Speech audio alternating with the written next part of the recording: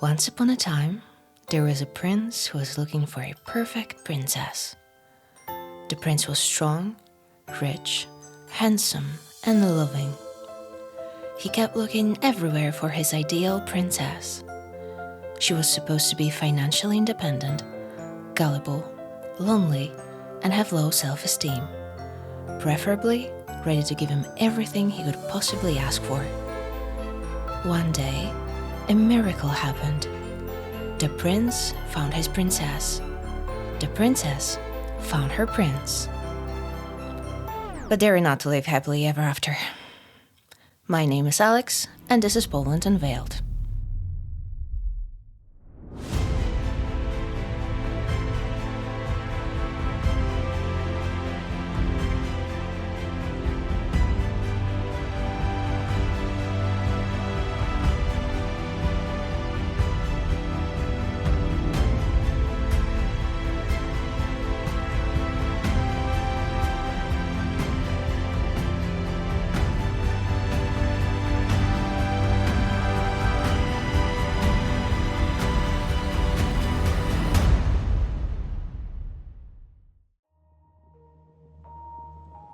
Hello everyone.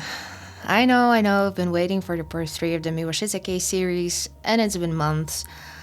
I promise you it will be on the channel shortly, but before that happens, I wanted to upload an episode that is not even remotely related to the Miłość case, simply because I'm tired of Miłość, and my brain needs a break.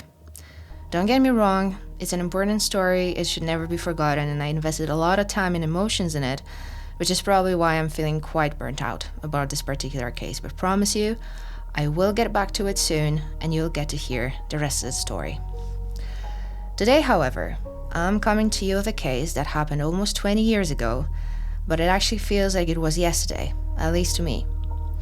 It's a story that could happen to any of us, regardless of how cautious we are, because as human beings, we have very normal needs to love, to be accepted, to belong somewhere, to trust people, and to feel that we're not behind in life or missing out on important things.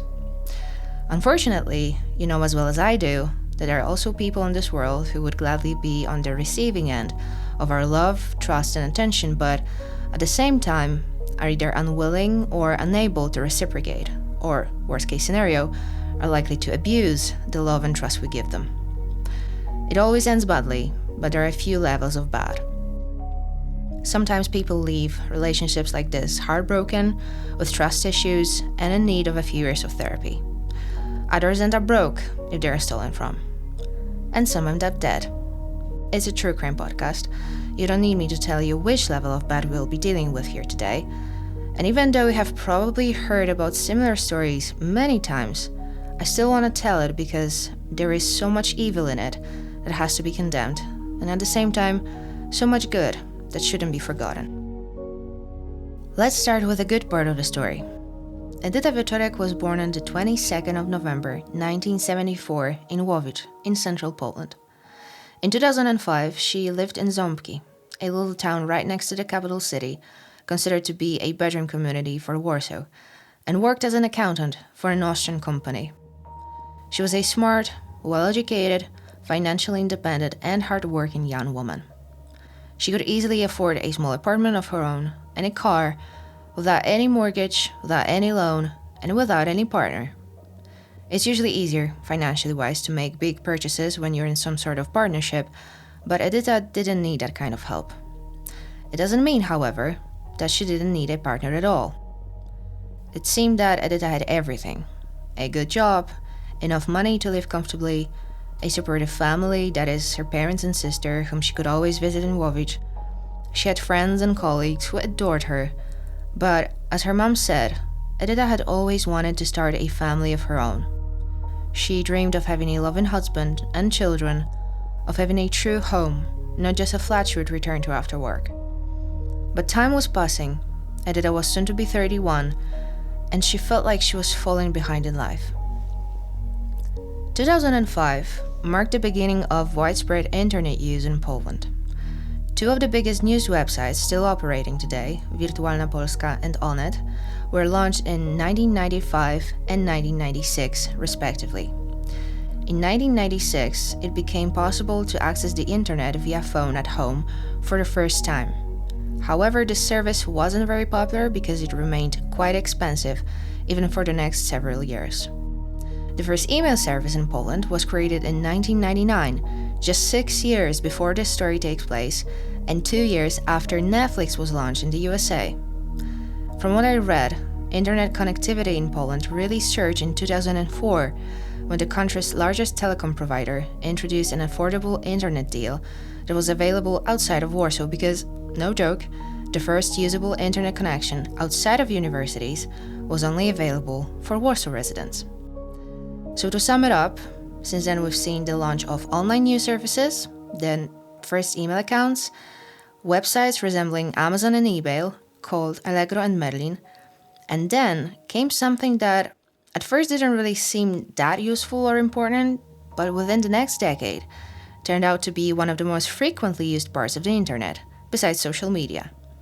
And by that, I mean dating websites, that many years later evolved into dating apps, now accessible for everyone, for free, always in our pocket if needed. By 2005, it had been about 3 years since the launch of Sympatia.pl, the most popular dating website back then. The word sympatia means affection, liking. It can also refer to a person you are fond of, someone less than a boyfriend or girlfriend, but someone you might develop romantic feelings for. I share this brief history of the Polish internet to highlight that in 2005, when the story is happening, all things computer and internet related were very new, very fresh, and most people had little to no experience with online interaction or the potential dangers they could entail. Dangers? What dangers? It was pure fun. And the hustle culture developing in fast-paced corporate environments, especially in Warsaw, online dating must have felt like a novel and an easy way to meet people after work.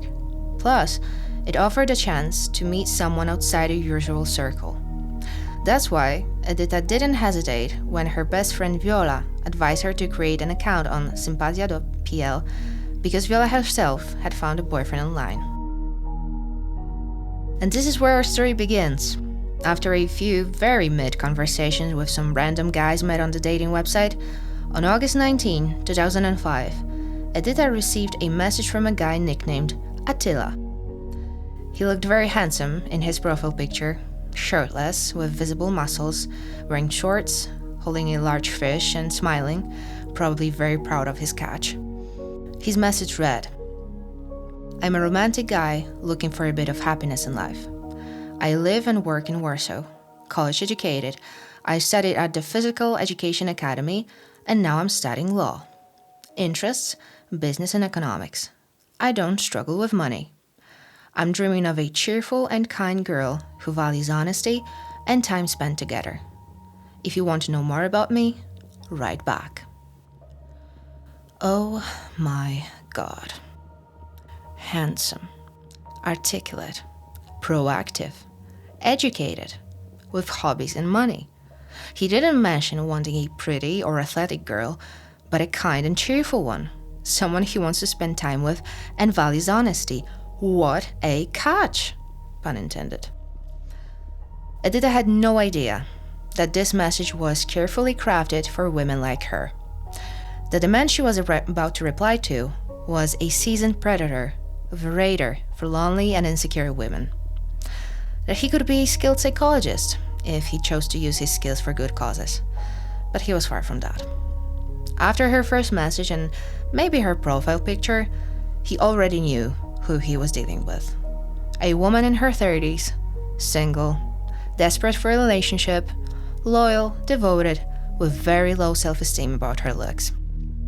Which is heartbreaking, because Edyta was a kind and decent person, smart and loving, hardworking and independent, but of course she didn't look like a Victoria's Secret model. Keep in mind it was 2005, when diet culture, eating disorders, and plastic surgeries were heavily promoted in fashion magazines. No wonder women felt insecure. Even though Edyta was objectively successful in life, she didn't feel good about herself or her achievements. This is what she replied to Attila. "What should I tell you? I am a normal girl with an optimistic mindset towards the world and the people around me. I'm open and honest, and I expect the same in return. Unbridledly optimistic, although lately more down to earth. I willingly help others. I hate lies and hypocrisy. I currently work for a foreign company managing a hotel construction project. To be honest, I doubt you can find your other half on sympatia.pl, but there is no harm in trying. And off it went. Attila responded that same night, and their conversation quickly moved from the dating site to private chat, exchanging phone numbers and email addresses, then to endless texts and emails.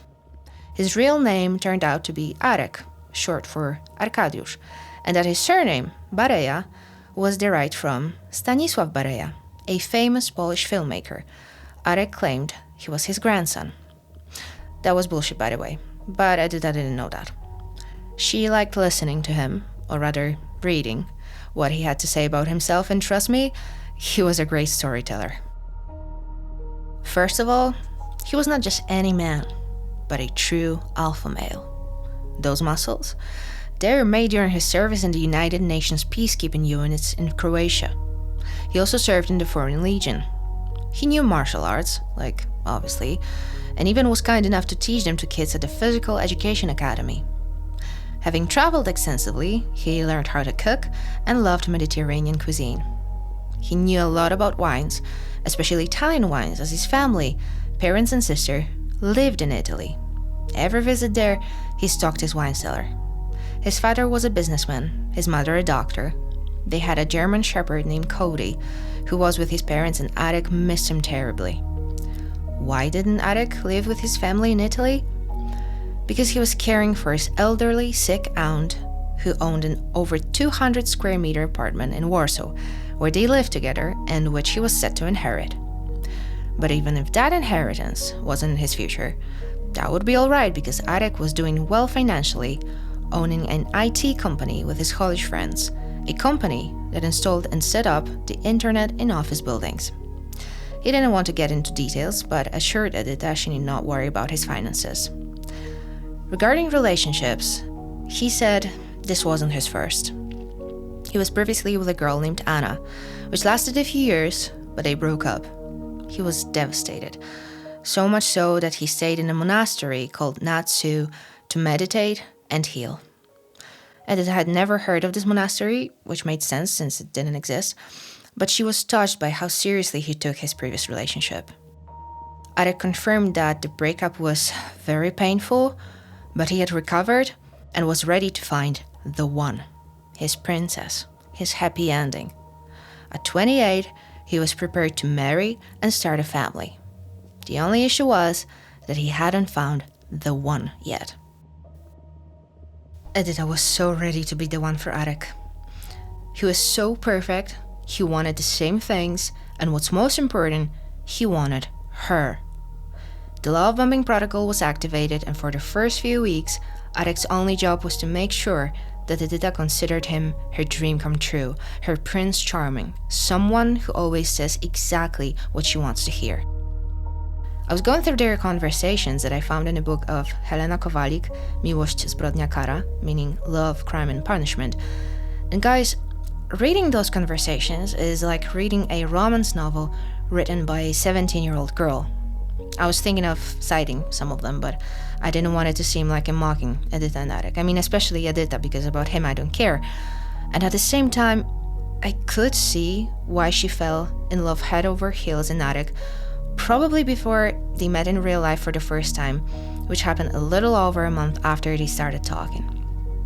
But before that happened, Arek managed to make Edyta believe that despite him being so perfect, so unique, 10 out of 10, all his life he had been waiting for her, a kind and humble accountant from Łowicz. Not some kind of Miss Universe with great legs who traveled the world, knows 10 foreign languages, graduated from Ivy League, and looks great in an apron. No, Arek had been waiting for her and chose her. She might have been a little out of his league, but he didn't mind. Maybe he told her that it was fate, that they were meant to find each other and be together till the end of the world. With that mindset, having absolutely no idea that it was all a trap that she was falling into head first. She met him for the first time on the 25th of September 2005. They went for a walk. Simple and romantic, no pressure. He surprised her with a rose that he took out of his bosom. After their first date, Edyta emailed her best friend and said, "You know, he's not the kind of guy who only looks for an easy hookup. He's very serious about life." Apparently, nothing disappointed her during that first date, which kind of surprises me, but I will get to that later. From that moment on, it was a full-blown romance. Edyta wasn't called her name anymore. She was baby girl, darling, honey, sweetie, and his favorite, my little star. They texted every day, and the more they talked, the more Edyta was convinced that she had eventually found her true love. Something she had known from Disney movies that she watched when she was a little girl, something she read about, something that she saw happening to her friends, and it was finally happening to her. Somewhere in October, Edyta invited Arek over to her place for dinner. She cooked lasagna, he brought a carefully selected wine, and they spent the night together. I would like to quote her message to her best friend Viola, that Edyta wrote the morning after. "He brought a rose, and, stayed till morning. During breakfast, he kept saying, 'What did you do with me? You turned my world upside down.' He gave me a card that I was supposed to read once he'd already left. It said, 'I love you. I want to open the gates of heaven for you.'" Gosh, I'm so happy. Okay, gotta go. I'm awfully late. For a few days after their first night, the conversation between Edyta and Arek reached its peak. People cannot get any sweeter and any more in love with each other than they seemed at that point. Words like, "How could I not love you, darling?" replied with, "You must love me," or "You are stuck with me forever," meant in a good way, were constantly flowing in texts between Arek and Edyta. But Arek wouldn't be himself if he didn't add some insecurity spice to their relationship. It started with him saying, "You're probably already bored with me," or "You don't love me anymore, you'll leave me eventually," and the reaction was exactly as Arek wanted it to be, meaning Edyta feeling surprised, maybe even scared a little or guilty that she was doing something wrong if he says he's not feeling loved anymore. Of course, she instantly rushed to comfort and reassure the love of her life. She would even say, and I think she really meant it, that it wasn't something to make him feel better. She said that she felt so out of his league, that she doesn't fit this picture-perfect family of his perfect life, since she's only a small-town girl and her looks are, She didn't elaborate on that part, but he instantly picked up on that and said something along the lines of, "Don't be silly, you're the center of my world." But eventually, something started to change from Arek's side.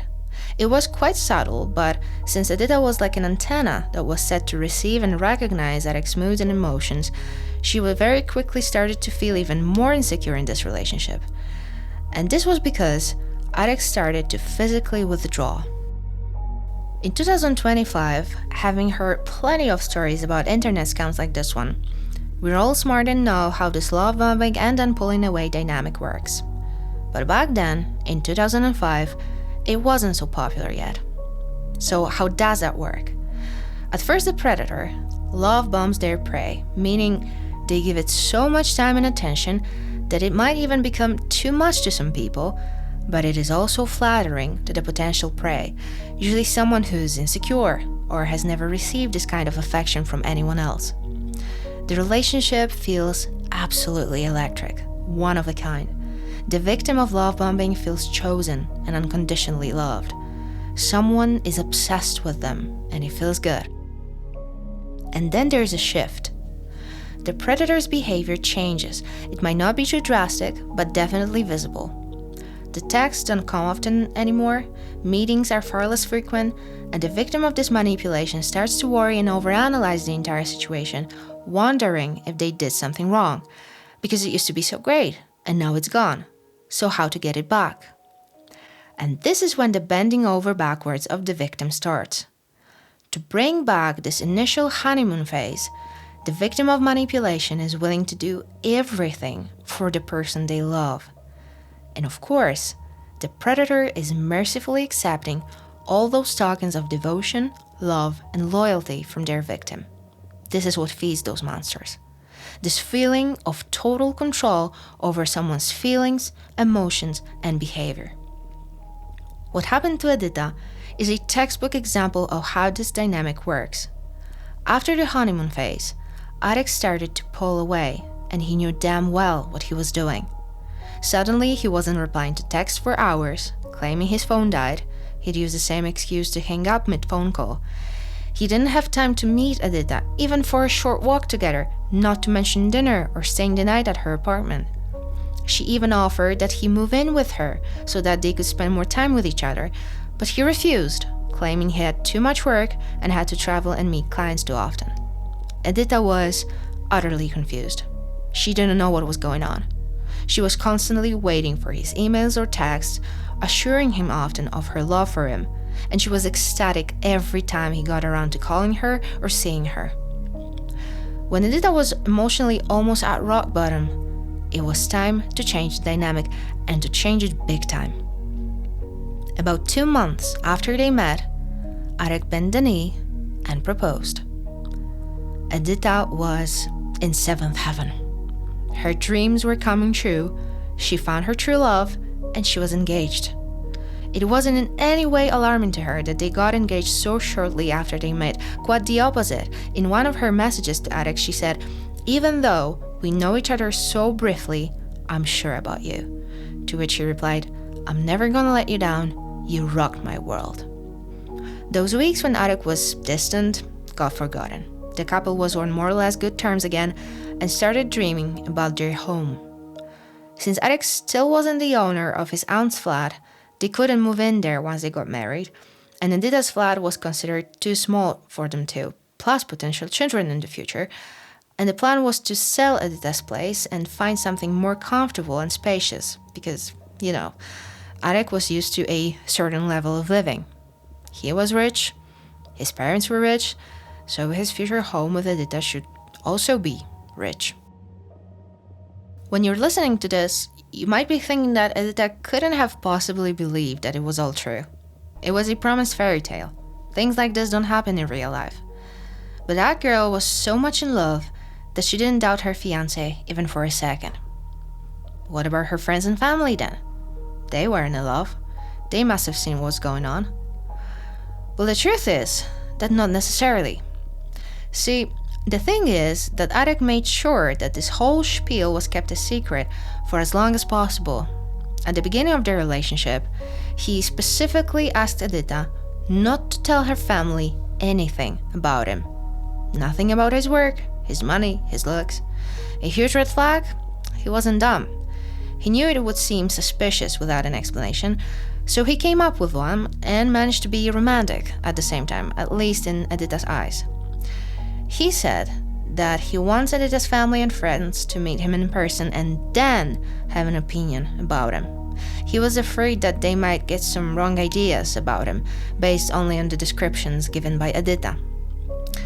She obeyed the rule, with one exception, her best friend, Viola. Viola felt that something was off. She knew that everything was happening too quickly. She was suspicious about Arek's business. She even asked Edyta for some details about his company because she wanted to look it up, but she didn't get them. I'm not sure if Edyta refused to give them or if she didn't know much about her fiancé's company. Viola also noticed that for someone who was supposed to be quite well off, Arek was driving a very poor car, an old Polones, and she was starting to get more and more worried about this whole situation. But she was trying to be supportive. She promised Edyta that next month, exactly on the 14th of November, they would go together to the bridal salon for dress shopping. Besides, on the 19th of November, everybody was supposed to meet at rehearsal dinner. I mean, Edyta, Arek, their families and friends, so that everyone gets to know each other, and I guess Arek was supposed to propose once again, this time in front of everyone, and give Edyta an heirloom engagement ring that his mother was supposed to bring from Italy. To Edyta's parents and sister, it was also very suspicious that a guy she'd only just met had already proposed. They knew almost nothing about him, and that was the point. But what they knew what they saw when Edyta came to Łowicz one day to tell them that she got engaged was that she looked endlessly happy. What's interesting is that Edyta not only didn't want to say much about her fiancé, but also she didn't tell her parents that she met Arek online. She probably figured that they wouldn't understand. Following the love bombing and pulling away pattern, it was time for Arek to make Edyta stressed again, only to take advantage of her afterwards. Here's how it went. A few days after their engagement, for some unknown reason, Arek showed Edyta some pictures of his ex-girlfriend, Ala, the one he so much loved and then had to heal at a non-existent monastery after their breakup. As you may imagine, when Edyta saw those pictures, she immediately felt sick with insecurity.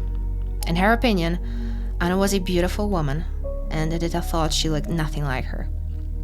She immediately started to doubt herself and wonder why someone as perfect as Arek wanted to be with her, Edyta, instead of, I don't know, maybe trying to reconcile with his ex or look for a girl who looked more like her.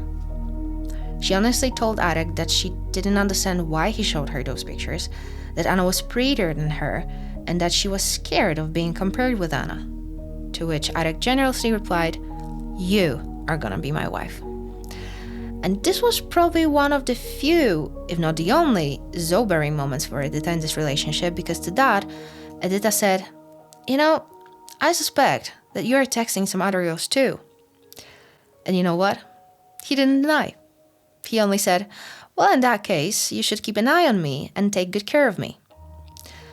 One might think that Arek shot himself in the foot during this conversation, that he should have denied and comforted Edyta, but again, he knew what he was doing. Maybe if he did something like this at the beginning of their relationship, when Edyta wasn't so emotionally invested, he would probably lose her. But at that point, what he achieved was her being both very insecure, but at the same time, desperate to keep him. She was so close to making her dreams come true that she couldn't afford to make him angry, or, as she probably thought, to stop loving her. Quite the opposite. She was willing to do everything to prove she was worth his love.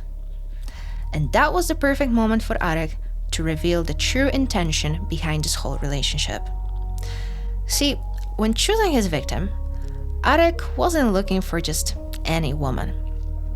First and foremost, the woman he wanted to seduce must have had money. Not necessarily crazy money, but definitely above average. However, women with money don't always want to share it. That's why the potential prey had to have certain qualities that would allow Arek to seduce her easily. She was supposed to be gullible, lonely, insecure, easy to manipulate, endlessly grateful if given even the tiniest crumble of attention and affection. My guess would be that he filtered women on dating websites based on their profile pictures. If he saw something he considered a potential insecurity, he would message her first. Then, during their conversation, he would find out more about her life. And why Sympatia.pl? Well, that's another guess, but I believe it was about the financial factor. Sympatia was considered a premium dating website. You had to pay for a membership, for example, to be able to send as many messages as you wanted. And that in itself sieved out women who couldn't afford to pay for a membership regularly. Also, if you're willing to pay for using a dating website, it's a sign that you treat this thing seriously, that you are committed, if not desperate in some cases, to find a partner. And that might make you less cautious or less willing to ask some uncomfortable questions. Edyta was a perfect prey for someone like Arek. It wasn't her fault. She wasn't dumb. She was vulnerable.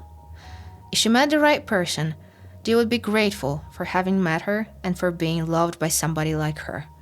But instead, she met a predator who used all her best qualities against her, who saw them as weaknesses, and didn't hesitate to abuse them. So Arek needed money. Of course, he couldn't tell Edyta the truth about what he needed the money for, because that would reveal who he really was, which was an unemployed and uneducated loser, but we'll get to that later. So in between their wedding talks, he mentioned something about his little and temporary financial struggles.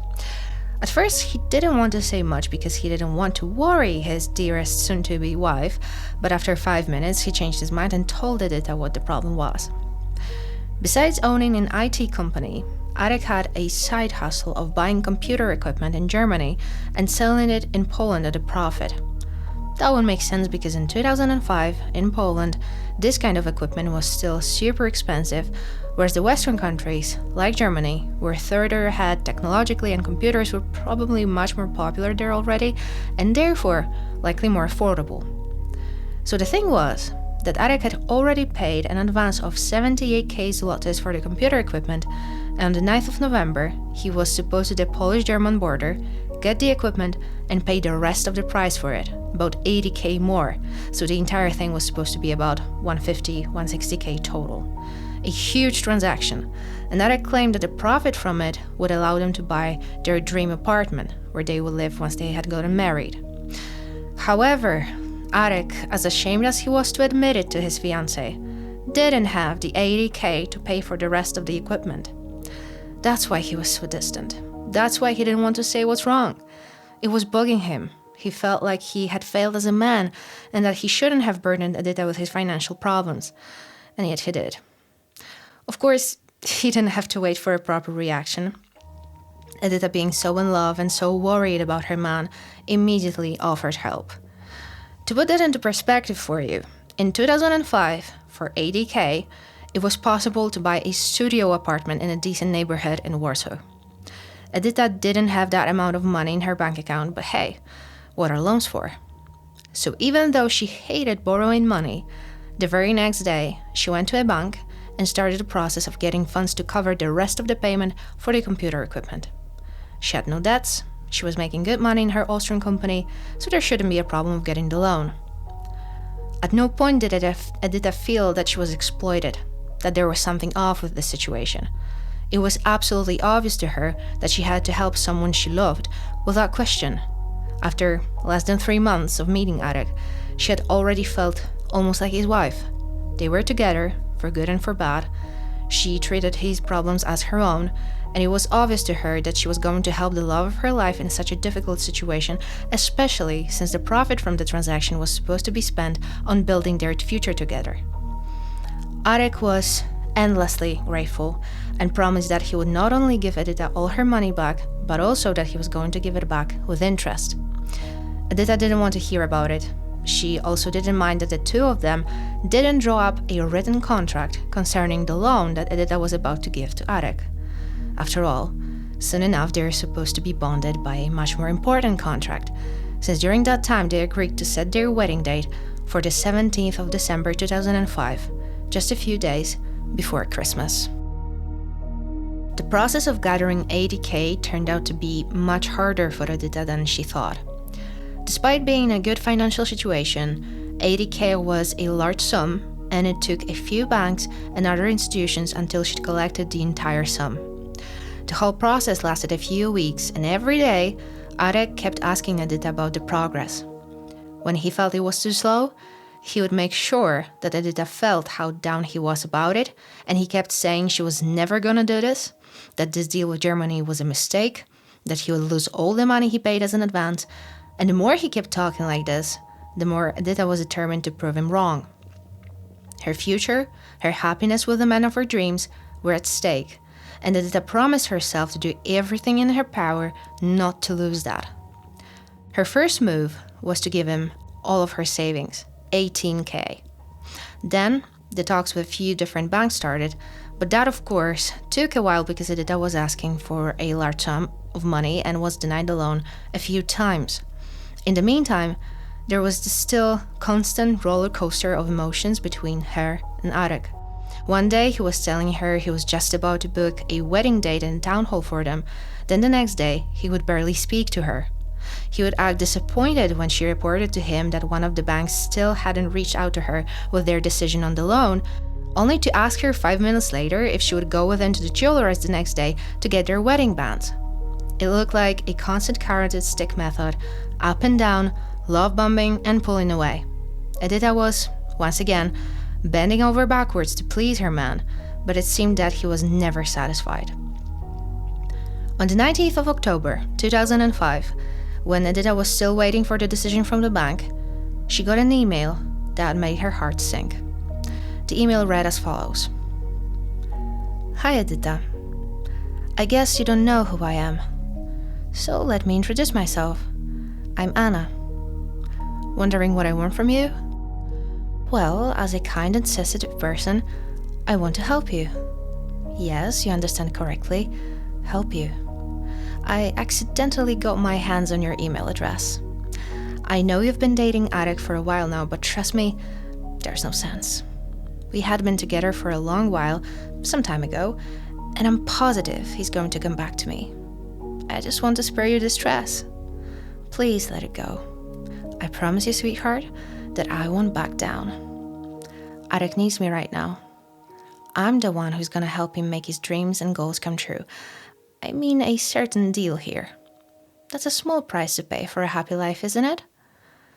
Now we're going away together for a few days, and I'll make sure he'll never forget this weekend. Warm regards, Anna. Edyta was sick to her stomach. So she wasn't gone, the ex-girlfriend, Anna. The one whose pictures Arek still kept on his computer. The one that broke his heart. The one he still considered beautiful and didn't hesitate to show Edyta her pictures.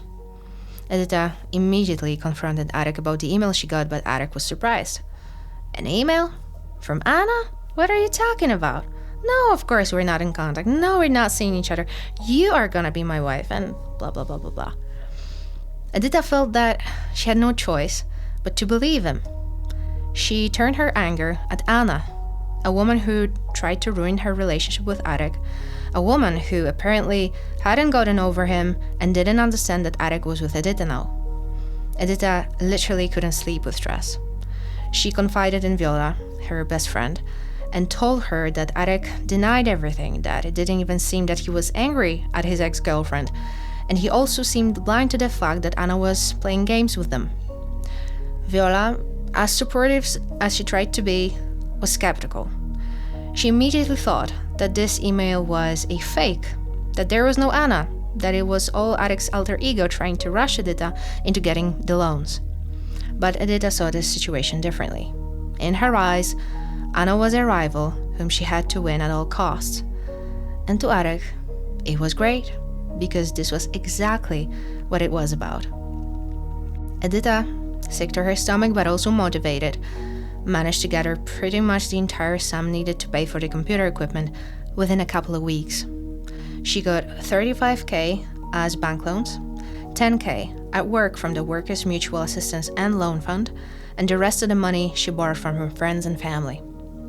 Of course, some questions were asked as to what the money was for, but Edyta was a bit vague. It was mostly surprising to her colleagues, fellow accountants, who had always seen Edyta as a very down-to-earth woman, very good with money, but also frugal, who suddenly borrows a lot of money on behalf of her boyfriend of 3 months, well, fiancé at the point, to give it all to him without any paperwork so that he could make some weird deal on the Polish-German border. They had never seen her behave like this, but also they had never seen her be so in love. It was probably on the 7th of November 2005 when Edyta made the last transfer for Arek. She would also give him plenty of money in cash. And 2 days later, on Wednesday, the 9th of November, Arkadiusz left Warsaw and went to Kostrzyn nad Odrą, Kostrzyn upon Odra River, to meet with his business partner, collect the IT equipment, and pay the rest of the sum for it. Edyta was both very anxious and excited that day. One of her colleagues remembered that moment vividly because, usually very focused and diligent, Edyta spent her workday on the phone with Arek, looking at a map spread on her desk and giving her fiancé road instructions on how to get to Kostrzyn, sitting right on the Polish-German border. The transaction went well, apparently. Edyta and Arek weren't supposed to be seeing each other that day, probably due to the fact that Kostrzyn is about a 5-hour drive away from Warsaw, and Arek would be home late. But the next day, the 10th of November, he invited her over to his place for a romantic dinner and a report on how things went. Edyta was over the moon, both because her effort of the last few weeks paid off, but also because Thursday, the 10th of November, marked the opening of a long weekend that she was supposed to spend entirely with her fiancé. Friday, the 11th of November, was a bank holiday. The 11th of November is Polish Independence Day. So on Thursday afternoon, November 10th, shortly before 5 p.m., Edyta told her colleague whom he had just spoken on the phone with in her car that she had to go because, as she said, she's almost there, meaning at Arek's place. And that was the last time anybody heard from Edyta. On Thursday, her silence wasn't too alarming since she told her family that she might be unavailable the whole long weekend because she wanted to spend it with Arek and forget about the whole world. However, the 10th of November was a name day of one of the family members, her sister's father-in-law, to be exact. And apparently, even though one might think, myself included, that it's not the closest family member, a phone call from Edyta was expected, with best wishes for the name day boy, so to speak. But Edyta was silent. Believe it or not, Edyta's mom got anxious on that very day when Edyta didn't call. Moms are like this. That's why we love them. They always feel when something's off with their children. Besides, Edyta's mom said that she had a very bad dream about Edyta the previous night, but it was so bad that she didn't want to even describe what she saw in her dream. Of course, everyone at the name day party tried to comfort Mrs. Wieczorek that everything was fine, that Edyta and Arek were probably celebrating and turned their phones off. And that might have worked for one day, but when Edyta never called back and her phone was silent not only for the rest of the weekend but also on Monday, the 14th of November, everybody felt that something might have happened. They didn't go to the police straight away, but spent the entire Monday trying to reach Edyta on the phone. And when nothing changed, on Tuesday, the 15th of November, Edyta's sister, Justyna, went to Warsaw to meet Edyta at work. But there was a surprise. Edyta wasn't at work. What's more, she wasn't there on Monday as well, and she had not notified anyone that she would be absent. That was so not like her. Edyta loved her job and treated it very seriously. She wouldn't just not show up without calling in sick or just asking for a day off. The next move was to check her flat, and Justyna, Edyta's sister, went to Ząbki where Edyta lived, accompanied by Viola, Edyta's best friend. The door to the flat was closed. The girls didn't have a key, so all they could do was ask around if anything had happened there over the weekend. Maybe an ambulance was called to the flat, anything. But no, nothing like this happened. Edyta's car was gone, nobody was answering the door, and there was nothing left to do other than go to the police station and report that Edyta had gone missing. Edyta's family filed a missing person report on that same day, Tuesday, the 15th of November, at the police station in Ząbki. That was also the day when Edyta's family unexpectedly got to meet Arkadiusz Bareja, their soon-to-be son and brother-in-law. God only knows what he was doing there, what his plan was really, but their first meeting, that purposefully kept being delayed for months by Arek, definitely didn't go the way anyone could expect. Edyta's parents were approached by an angry man with long hair who, seeing them looking at a board with pictures of missing people, asked them aggressively, "You from Edyta?" I think I read somewhere that Edyta took after her mom a lot, which is probably why he guessed who Mr. and Mrs. Wieczorek were. When they didn't respond immediately, probably stunned by the situation, he started yelling, "What? You think I did something to her? I have an alibi. I'm a law student, but I was my grandfather," meaning this famous filmmaker. Ladies and gentlemen, if you ever want to seem not suspicious, this is exactly what you are not supposed to say to the family of a missing person. Arek's behavior instantly alarmed everyone, but instead of starting a fight with him, they walked away, utterly disgusted. I think they instinctively did exactly what they should have done. They ignored him. Instead of listening to his ill rant, they went back to Edyta's flat, where the firefighters were called and asked to break into her apartment through a window to make sure that Edyta wasn't lying on the floor somewhere, unconscious or unable to move. But the flat was empty. It was also clean and tidy as usual. The next day, the police arrived and opened the door, making sure that there were no signs of a break-in beforehand, and asked the family to come in and check if anything was missing.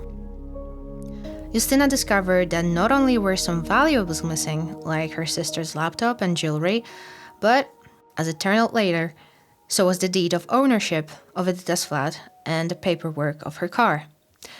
It will be later discovered that some more things were missing from the flat, but who was not missing there? Arek, of course. He was sitting in the corridor and just wouldn't shut up about his family living in Italy, about his mom being a doctor, as if anyone was interested, and he didn't hesitate to share his opinion on Edyta and her behavior with everyone. He said that this Missy, meaning Edyta, stole the money he lent her and fled. Simple as that. Edyta's family, Viola and her boyfriend, who were also present there, couldn't believe what they heard. They couldn't believe that someone whom Edyta was so in love with spoke about her in such a nasty way in a situation when nobody knew what had happened to her and the things he was saying. He wasn't trying to help, he wasn't crying, he wasn't distressed. He only cared about the money, which everyone knew Edyta borrowed for him. Viola asked him, "How can you say all those things? You were supposed to marry her next month." To which Arek shrugged and said that it's the first time he had heard about this idea. It will be later confirmed that Arek had not booked their wedding date in the town hall. Also, Edyta never appeared in a bridal salon where she wanted to buy her dress. No wonder though, since she was supposed to be there on Monday, November 14th, which was the day when everyone realized she had gone missing. The search for the 30-year-old accountant immediately started. You know how it is sometimes. The officers tried to convince the family that their loved one had had enough of everything and just run away, or went for a short vacation without telling anyone, and that after a few days they should get back home. But not in this case. Edyta's life was boring and predictable, and I'm not saying this in a bad way. I'm all for a boring life. It's just there was absolutely no reason for Edyta to disappear without telling anyone where she was going. She was close with her family. She also had her best friend, with whom she shared pretty much everything, despite Arek having asked her not to tell anyone any details about him. She still felt the need to share her happiness and her worries with someone, and thank God for that, because it was partly thanks to Viola that the police eventually started to question what Arkadiusz had to say about Edyta and their relationship. In the beginning, Arek's version of events seemed credible. He went to the police station on his own and reported that a woman he was dating, and who he lent a lot of money to, had suddenly disappeared.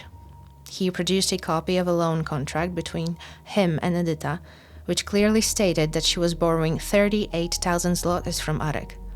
And the police believed him, because why wouldn't they? Things like this happen.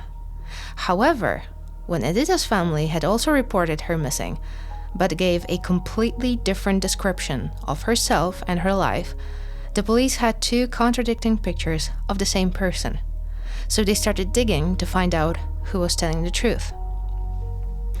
They interrogated Edyta's colleagues, and one of them told the police about a phone call he received on Monday, the 14th of November, the first day after the long weekend. Apparently, the police station wasn't the first place Arek went to. Probably trying to build his alibi and to lend credibility to his version of events, Arek went to Edyta's workplace that Monday morning. There was a problem though, because it was an Austrian company and Arkadiusz didn't speak German. The Austrian guy, who was sitting in the office that day, figured that the best way to approach the situation and find out what Arek wanted would be to call one of his Polish colleagues so that they could find out what this was all about. So the Polish colleague was called from the office, and Arek was able to explain on the phone that he was looking for Edyta because, as he claimed, he had not seen her since Thursday, the 10th of November, and it all looked suspicious because he lent her a lot of money and now she was gone. Arek had no idea that Edyta didn't keep quiet about the deal on the Polish-German border, that all her colleagues knew she was getting funds to help Arek out with the transaction, and also she was so excited to see him and have dinner with him on Thursday evening and to spend the entire long weekend with him that she wouldn't shut up about it all day.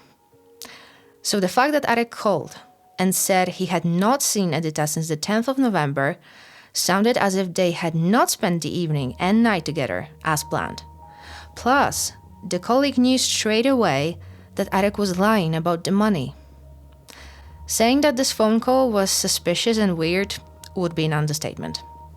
The police figured, based on what Edyta's family, friends, and Edyta's colleagues said, and also on Arek's testimony, that the money was the key to this whole story. Checking the financial situation of the missing woman and the man who accused her of stealing was crucial to determine which version of events was more probable. The police quickly established that the missing accountant had never had any money problems.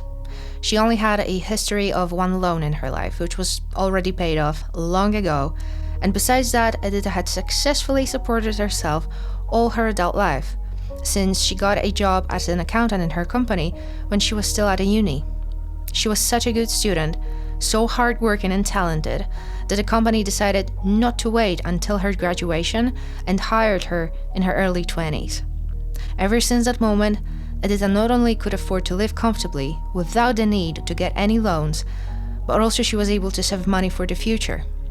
And those savings were probably the first thing that drew the attention of the police officers who were checking her background. Because suddenly, on the cusp of October and November 2005, Edyta transferred her savings to an unknown bank account. And then she started asking for loans at a few banks. The police also found out that Edyta borrowed money from her relatives. That was alarming. Maybe her fiancé was right. Maybe she borrowed the money and just ran away to start a new life. But once the police checked whose account Edyta's money was transferred to, that theory failed. Because it was Arek who turned out to be the recipient of these bank transfers, which was something he obviously never mentioned in any of his rants on Edyta. And this is the point where the perfect image of our fallen legion martial artist with a rich family and his own business lover boy started to crumble. The police found his flat, and surprise, surprise, it wasn't an over 200 square meters apartment that he shared with his sick aunt. It was a pit, a dumpster, that he shared with his mother. The same mother who was supposed to live in Italy with her husband and daughter in a little village called Trabucco. My guess is that this woman has never been to Italy in her entire life. She also didn't have a husband. Well, not anymore. She divorced Arek's father due to his alcohol addiction. She never had a daughter, and the village, Trabucco, doesn't exist. It's the name of an Italian brand of fishing equipment, and this is where Arek took it from. The fact that he liked fishing was one of the very few true things that he told the devil himself. As you might have guessed, Arek's mom wasn't a doctor. She did work in a hospital, but as a receptionist. The woman struggled financially because first, the receptionist job isn't particularly lucrative, and second, she supported not only herself, but also her adult son who refused to work. He was almost 30 and never managed to keep a job for more than a couple of months. He never paid a single bill, and his mother couldn't afford to pay for everything, which is why they would have electricity cut off quite often in this filthy, stinky 48 square meters flat.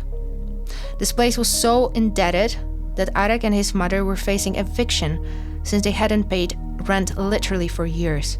They owed the housing association tens of thousands zlotys of unpaid rent. But Arek's mother begged the association to not kick them out because her son had just gone through leukemia and had a marrow transplant, so he needed time and place to recover. I don't have to tell you that it was bullshit. Arek was perfectly fine, at least physically, but the lie worked. Nobody made an effort to go and check his condition or medical documentation, and the two of them were allowed to live in this place rent-free for the next few months. And someone like this, living in an indebted barn, was supposed to be able to lend any money to a successful accountant working in Warsaw. The police started to see that the version presented by Edyta's family, in which it was Edyta who lent the money to Arek, seemed much more credible at that point. It became even more evident when the police discovered that in mid-November 2005, shortly after the woman went missing, having previously transferred a lot of money to Arek's account, all of a sudden, Arek and his mother, who, up until that point, struggled to keep the lights on in their apartment, paid off pretty much all of their debts. The rent, the loans that Arek's mother took from banks and her workplace to make ends meet, Arek's tuition at the private college.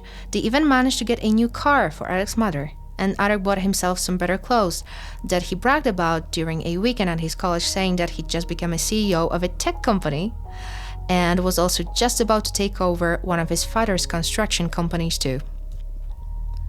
Having discovered that many lies that Arek would tell about himself in such an early stage of the investigation, the police realized that they had to dig deeper. And this is how they discovered that Arek wasn't a law student. He had also never graduated from the Academy of Physical Education in Warsaw.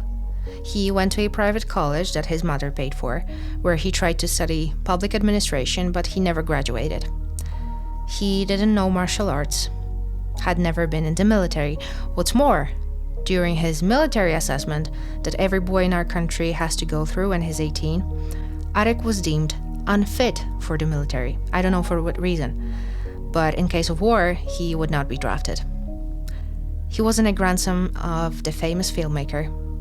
He was no one. One might ask then, what was he doing all day, since he didn't have a job, didn't take care of the apartment he lived in with his mother. His studies were, I believe, extramural, so it's not like he had to be at uni every day. So what was he doing? Well, the answer is simple. Arkadiusz Bereja was a full-time seducer and marital imposter. He was in a relationship with so many women at once that he simply didn't have time for any other activities. During this period when he was, quote-unquote, dating Edyta, he was also either in a relationship or trying to be in a relationship with 24 other women. 24. Other sources say that it could have been up to 800 women, and we're only talking about the autumn of 2005. He had been doing this for years. He was looking for new girlfriends on dating websites, sometimes in dating agencies. He had one type, I have already described it earlier, an insecure woman who would feel endlessly grateful if someone like Arek turned his attention to her. In one of the dating agencies, he described his perfect partner as not too pretty and willing to spoil and love him. He was aiming at well-educated workaholics from a big city, with money, but lonely, and very often with no dating experience. And definitely with plenty of insecurities, because without that, a potential partner would quickly realize that Arek is trying to manipulate her. And he had to do it. He had to lie and manipulate because, again, he was nobody. He had nothing to offer. And even if he had, he was unwilling to give anything to any woman, but he wanted to be given everything. This just discovered image of Arek contradicted everything he told about himself to the police officers, but before they decided to confront him about what they found out, they decided to thoroughly search the flat where he lived with his mother. A few moments later, the fact that he was poor, uneducated, unemployed, and generally dishonest turned out to be the tip of the iceberg when it came to his lies. Nobody had suspected yet that Arek could be in any way dangerous. But having found a military knife, some gas ammunition, and textbooks on criminology and human anatomy in his Larva bedroom might have changed that perspective a bit. By any means was that all, because the police also found a pile of floppy disks, which, as it later turned out, contained pictures and information on the criminal activity of the serial killers, as well as a guide on how to seduce women and be successful at physical intimacy, plus a lot of nude pictures of Arek's ex-girlfriend, Anna.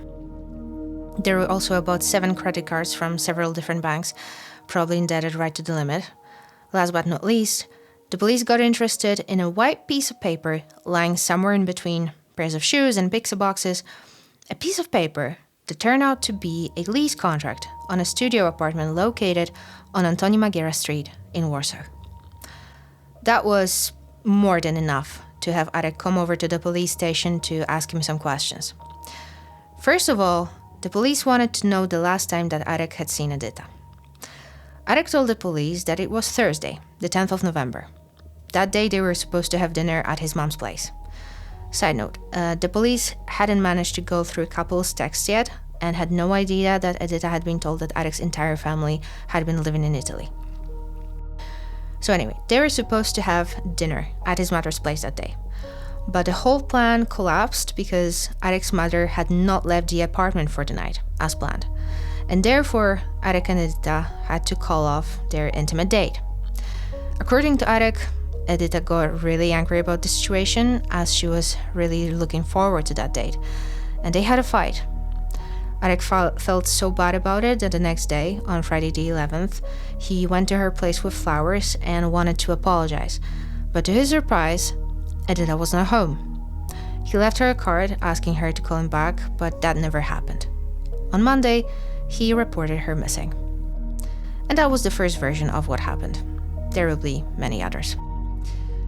The investigators then moved to the next point, the money, because they produced receipts stating that it was in fact Edyta who transferred the money to Arek's bank account, not the other way around. So how did he want to explain that?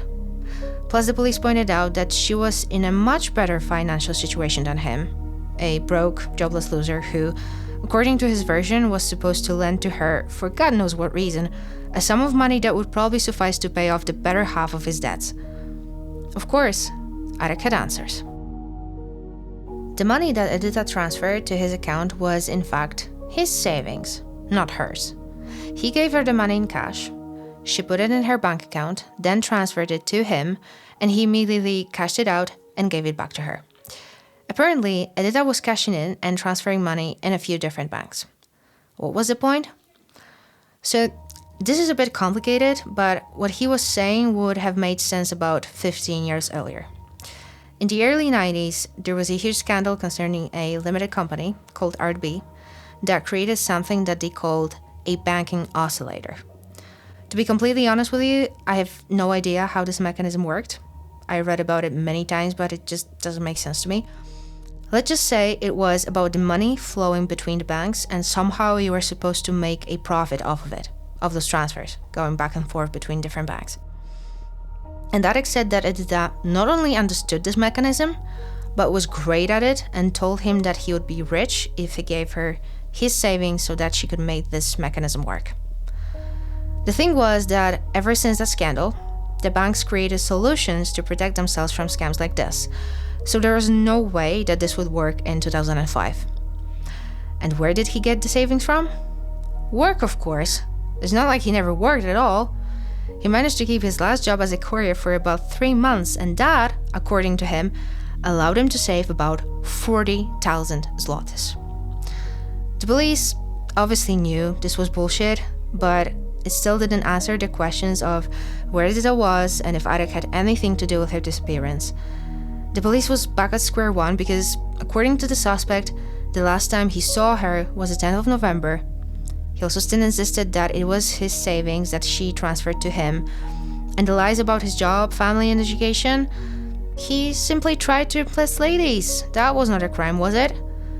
Since the police had not yet received information what floppy disks found in his bedroom contained, and it wasn't illegal to have a knife and some books in one's bedroom, gas ammunition was another topic, then the police had to let Arek go.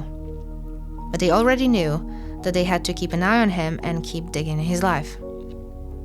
So the next step was following the lease contract and checking the apartment that Arek secretly rented and had not told the police about it. This lead seemed very important because the flat was rented just before Edyta went missing, on the 8th of November. The police contacted the owner of the flat, an elderly lady who turned out to be unsurprised by the police's questions. She said she suspected more problems with the tenant, and when asked why so, she testified that shortly after she rented the apartment to Arek, the rest of the residents in the building started complaining to her that a new tenant keeps not only the windows of the flat open 24/7, but also the balcony door. Because it was very cold in November, people genuinely started to be worried about water pipes, that they would freeze in the entire building, plus it was just damn cold everywhere. So the lady called Arek and asked him why the heck he kept those balcony doors and windows open all the time, to which Arek replied that he either had allergies or asthma, and that he was simply suffocating in the flat, but then he apologized for the situation and I guess he finally closed the damn windows. The police entered the flat accompanied by its owner, who immediately noticed that a huge wall unit was missing from the flat. To tell the truth, though, Arek asked her when they were signing the lease contract if he was allowed to get rid of this monstrosity, and the owner didn't mind. The flat was pretty much empty. It looked as if the new tenant hadn't even spent a single night there.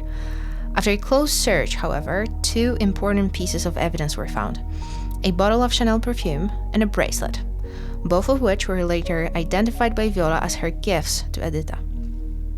So Arek had to be called to the police station once again and asked some questions. When asked what he needed this apartment for, he said that he decided to move out of his mother's place. About time, right? And denied when the police asked him if Edyta knew about this apartment or had ever been in it. But Edyta couldn't have been told about this apartment since Arek was supposed to be living with his aunt, so he told the police that Edyta had never been there. But then he was confronted with evidence, her items found there, the bottle of perfume and the bracelet. Arek said that the perfume and the bracelet were Christmas gifts for his mother. And when the police received information that the items belonged in fact to Edyta, Arek changed his answer a bit, saying that Edyta gave them to him as her gifts to her future mother-in-law. He still insisted that the woman had never been to Antoni Magiera Street, but he had to change this version eventually when the police managed to establish, based on the BTA station's reports, that on the 10th of November, her phone moved from her workplace after 4 p.m. as usual, and then immediately was headed towards Antoni Magiera Street. Arek didn't take this opportunity to tell the truth about the 10th of November. He changed his testimony and stated that, okay, they met in the neighborhood of this secret flat, but he never invited her there. She didn't know about this place, and they only met for a moment so that he would tell her that there would be no promised dinner date that night. Somewhere in between, there was also a version that he had not seen Edyta that day at all. Maybe he was interrogated by a different officer that day and already forgot that he told someone else that he and Edyta saw each other on Thursday the 10th. But it doesn't matter. The thing is that his testimony kept changing all the time. It was also apparent that the guy is trying to keep the police away from his secret flat, which the police had already searched once at the presence of its owner. Somewhere in December, which was a particularly painful month for the family of the missing Edyta, the police were contacted by the owner of Arek's rented flat.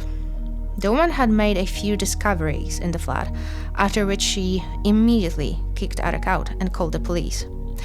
First of all, she didn't notice this the first time the police entered the flat to search it, but she eventually realized there was something wrong with the bathroom. It looked as if someone had been scrubbing it and using bleach on pretty much all the surfaces, even those that shouldn't ever be bleached, like caulk between the tiles. The caulking used to be navy blue and turned gray. Additionally, the walls without tiles and the ceiling were repainted, which was not only unnecessary, but also odd since the flat had been freshly renovated shortly before it was rented. About the wall unit that Arek got rid of, we already know, but what the owner didn't know and was to find out after the first month of the lease when the bills came in, was that during the first week of Arek's renting the flat, which was from the 8th of November, Arek used about 700 liters of water, about 100 liters of hot water and 600 liters of cold water. It's about 4 standard bathtubs full of water, full to the top, in 1 week, when it seemed that Arek didn't even move into this flat. That was so odd and alarming that the police decided to go and search the flat once again, but this time, a forensic team was called to the scene. During the first few minutes of their work, once the bathroom was sprayed with luminol, lights turned off, and UV torches switched on, the technicians discovered that the remains of white blood and blood drops were visible from the shower, on a bathroom rag, as well as in the kitchen sink. The technicians took samples of the blood. They also swabbed the sink and the shower outlets. However, as we all know, the DNA testing takes a while, and nobody knew if the blood found in the flat was human blood, and if so, whose blood it was. Before the police received information from the flat owner that there was something wrong with the bathroom, but already after they searched the flat for the first time and checked the history of Edyta's phone location on the day she probably went missing, the police arrested Arkadiusz for 48 hours. It was on the 7th of December, exactly a day after his mother bought herself a car, which her son had given her money for, and the woman wasn't willing to ask him questions about where the money was coming from. By the way, she had no idea that someone like Edyta even existed, and she was shocked when she found out that her son proposed and, at least officially, planned to get married. I'm not sure if the car purchase was the reason why Arkadiusz was taken into custody and interrogated. The arrest changed nothing, though, since Arek managed to answer all the questions during his interrogation, and there was no actual proof that Edyta had ever been in Arek's secret apartment. What's more, there was no proof that she was hurt in any way, and that Arek could be responsible for that. So despite many red flags, the police had to let him go. Edyta was still nowhere to be found. Her family was utterly heartbroken and unable to figure out what could have happened, where she was, where her car was, what to do with all those loans that she had taken. Her mailbox started to fill out with emails and letters from banks urging her to start paying off her debts. The police was still waiting for the DNA test results, and in all this, Arek was free and unbothered, still spreading misinformation about Edyta and what she allegedly did to him, which was make him fall in love with her and then run away with his money. It was about time for a breakthrough, and it finally happened on the 7th of January 2006, when Edyta's car was found somewhere in the suburbs of Warsaw almost 2 months after she disappeared. Of course, the forensic team was called once again, and as it turned out, the car was clean. And by that, I don't mean that it was tidy, although it was, because Edyta loved having everything in order. But the thing was that there was no forensic traces whatsoever. Nothing. It was cleaned. Almost. Because between the central section of the car and one of the front seats in the crevice, the police discovered a small piece of paper, something like a post-it, with a handwritten exact address of Arek's secret flat on Antoni Magiera Street in Warsaw. Once the police confirmed that it was in fact Edyta's handwriting on the post-it, and combined it with the fact that she was 100% headed towards Antoni Magiera Street on the 10th of November, because she was on the phone with her colleagues when she was getting there and her phone was later tracked, they knew that Arek must have told her about this place and was meeting her there for this romantic dinner he promised her. Also, there were her items found in this flat. I mean, her perfume and bracelet, and, cherry on top, the police received the DNA test results, and it was officially confirmed that the blood found in the bathroom and the kitchen was indeed Edyta's blood. Her blood was also found in the shower and sink outlets. One more thing about Edyta's handwriting. The police came up with an idea to compare the writing from the post-it note with Edyta's signature on the loan contract between her and Arek, which Arek produced within the first few days of Edyta's disappearance. He wanted to prove that he lent the money to her and she ran away. So, surprise, surprise, it turned out that it wasn't Edyta's signature on the contract. It was obviously forged. And there was only one person who could possibly benefit from doctoring the loan contract. There was finally enough evidence for the prosecutor to issue an arrest order for Arkadiusz Bareja, and their lover boy got arrested on the most appropriate day for this, which was Valentine's Day of 2006. I realized when I read into the story that Bareja, who got arrested more than once in his life, as you'll find out later, would always be arrested either on Valentine's Day or the day before. Isn't that beautiful? And from a certain moment on, he'd always spend the 14th of February in jail. And spoiler, that's never gonna change, and I love it for him. Getting back to the story, it's February 14th, 2006. Arek got arrested for 3 months, but we already know how it is. This time, when the suspect is kept in remand prison, is, in theory, a time for the prosecutor to collect all the necessary evidence and to prepare the indictment. But it's never like the prosecutor only has one case on their plate, so the remand prison period is pretty much always prolonged. This case was no different, especially when we realized that Edyta's body has not been found. Ever. Up to this day. So the entire case was circumstantial, full of indirect evidence, and had to create a logical chain of events that would have no other explanation than that of Edyta having been murdered, and murdered by Arkadiusz. He refused to answer any more questions from the police and the prosecution on the day of his arrest, which, in this case, I think is good, because this guy never said one true word in his life. Arek spent almost 4 years in remand prison. The first 2 years waiting for the trial, and then another 2 years of the trial and waiting for the verdict. Before we get into the trial though, let's go over what the police and the prosecution found out about Arkadiusz Bareja in the process of investigating the disappearance of Edyta Wieczorek. First of all, his financial status and family situation. Arek was poor, lazy, and unemployed. Despite what he was saying, he had no company of his own, no rich parents. Quite the opposite, he came from a broken home, lived with his mom, and they both lived at subsistence level. The only occupation he had was seducing women and, based on all those credit cards found in his bedroom, probably scamming banks as well, because I don't see him paying any of his credit card debts off. He wasn't a soldier, he wasn't a traveler, he didn't even travel to Kostrzyna-on-Odra River on the 9th of November 2005, which was the day when he was supposed to close the deal on the computer equipment. Edyta was sitting in her office on that day, busy giving Arek road directions on the phone to ensure he arrived in Kostrzyna without issues and on time. In reality, though, the police discovered that he had not even left Warsaw that day. There was absolutely no reason for him to do so, since there was no deal, no computer equipment to collect, no business partner in Germany. It was all a scam. When asked what he was doing on that day, Arek replied that he was in his new apartment and getting rid of the wall unit. Apparently, it took him a few days. It was a huge piece of furniture. That in itself wasn't illegal, especially when the owner of the flat agreed on removing the wall unit, but it was suspicious.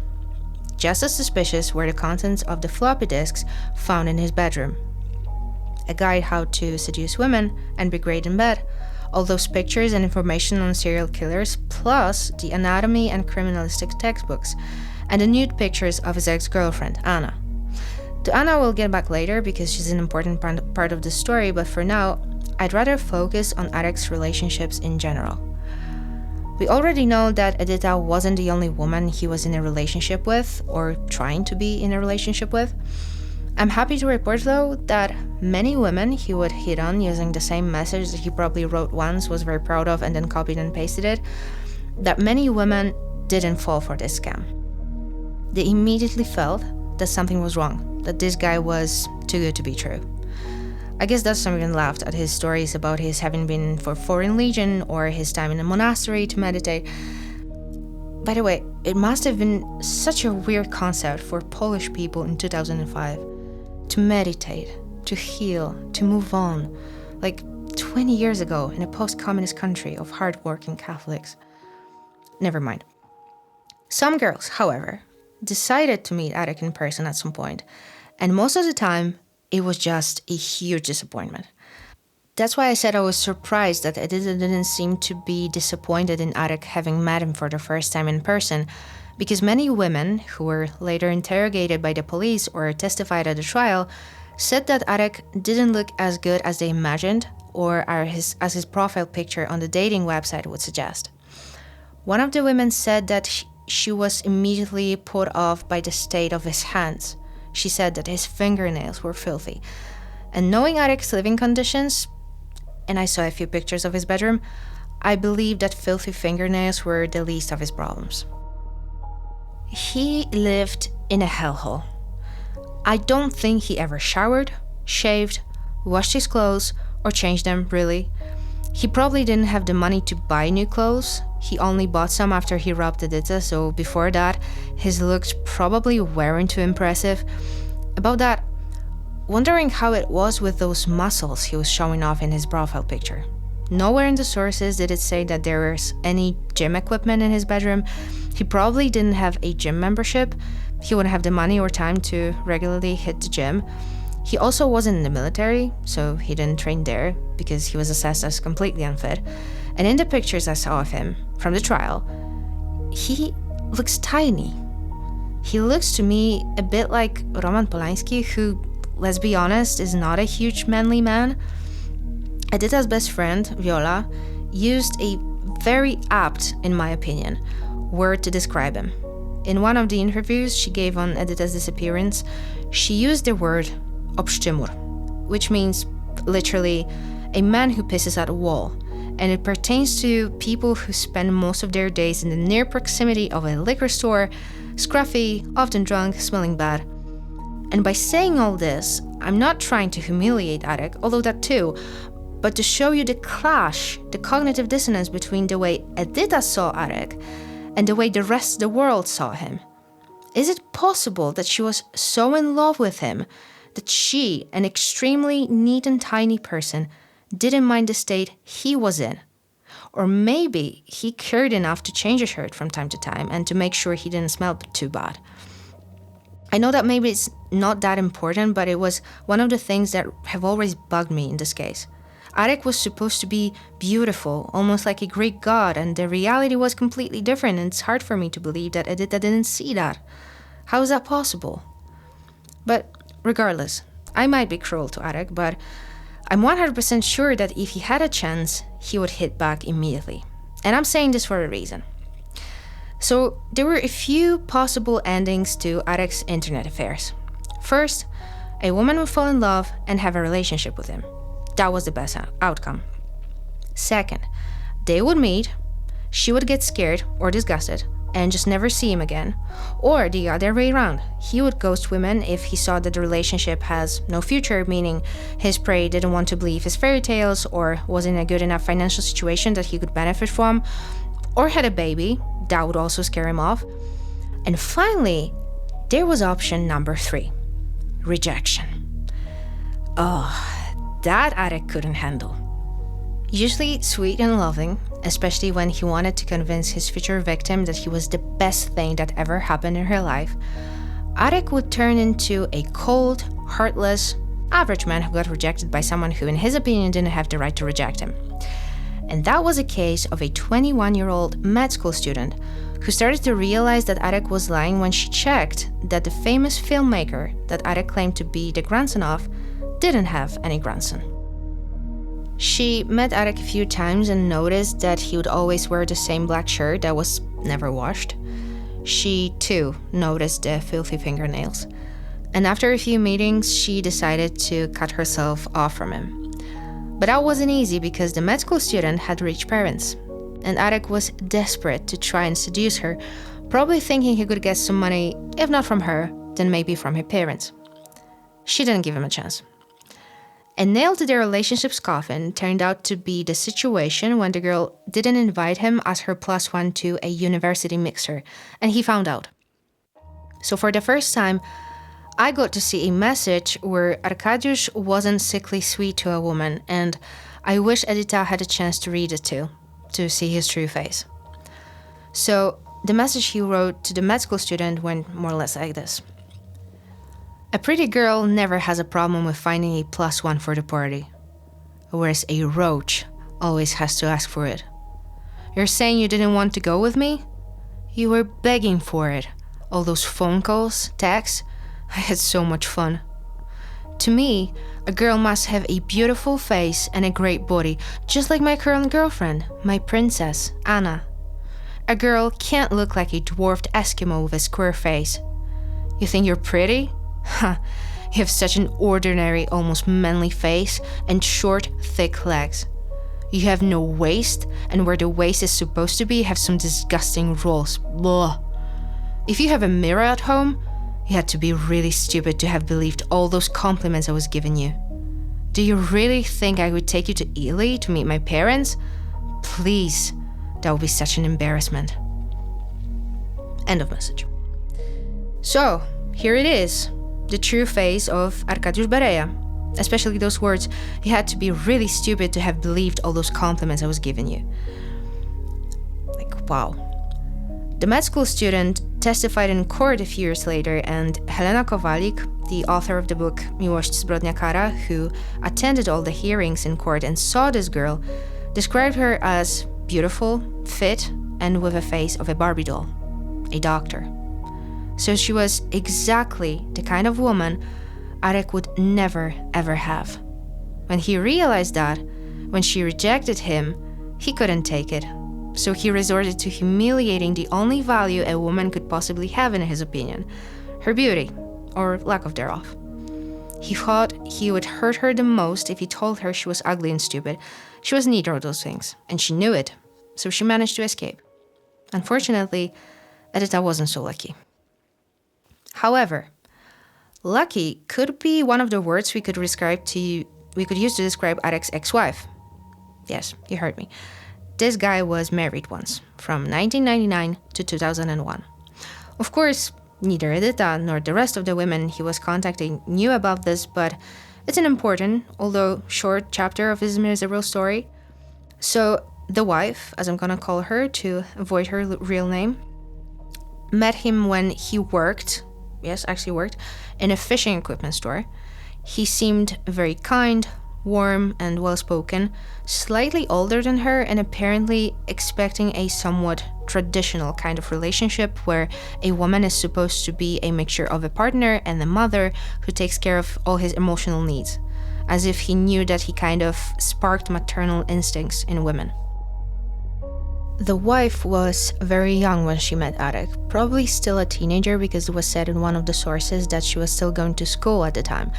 And so, because of that, I believe she was quite naive and believed everything Arek would tell her, including a well-known story of his parents being rich because his mom was a doctor that was the owner of the construction company.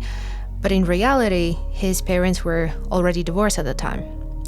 Arek didn't have much contact with his own father, and of course, neither of his parents were living in Italy.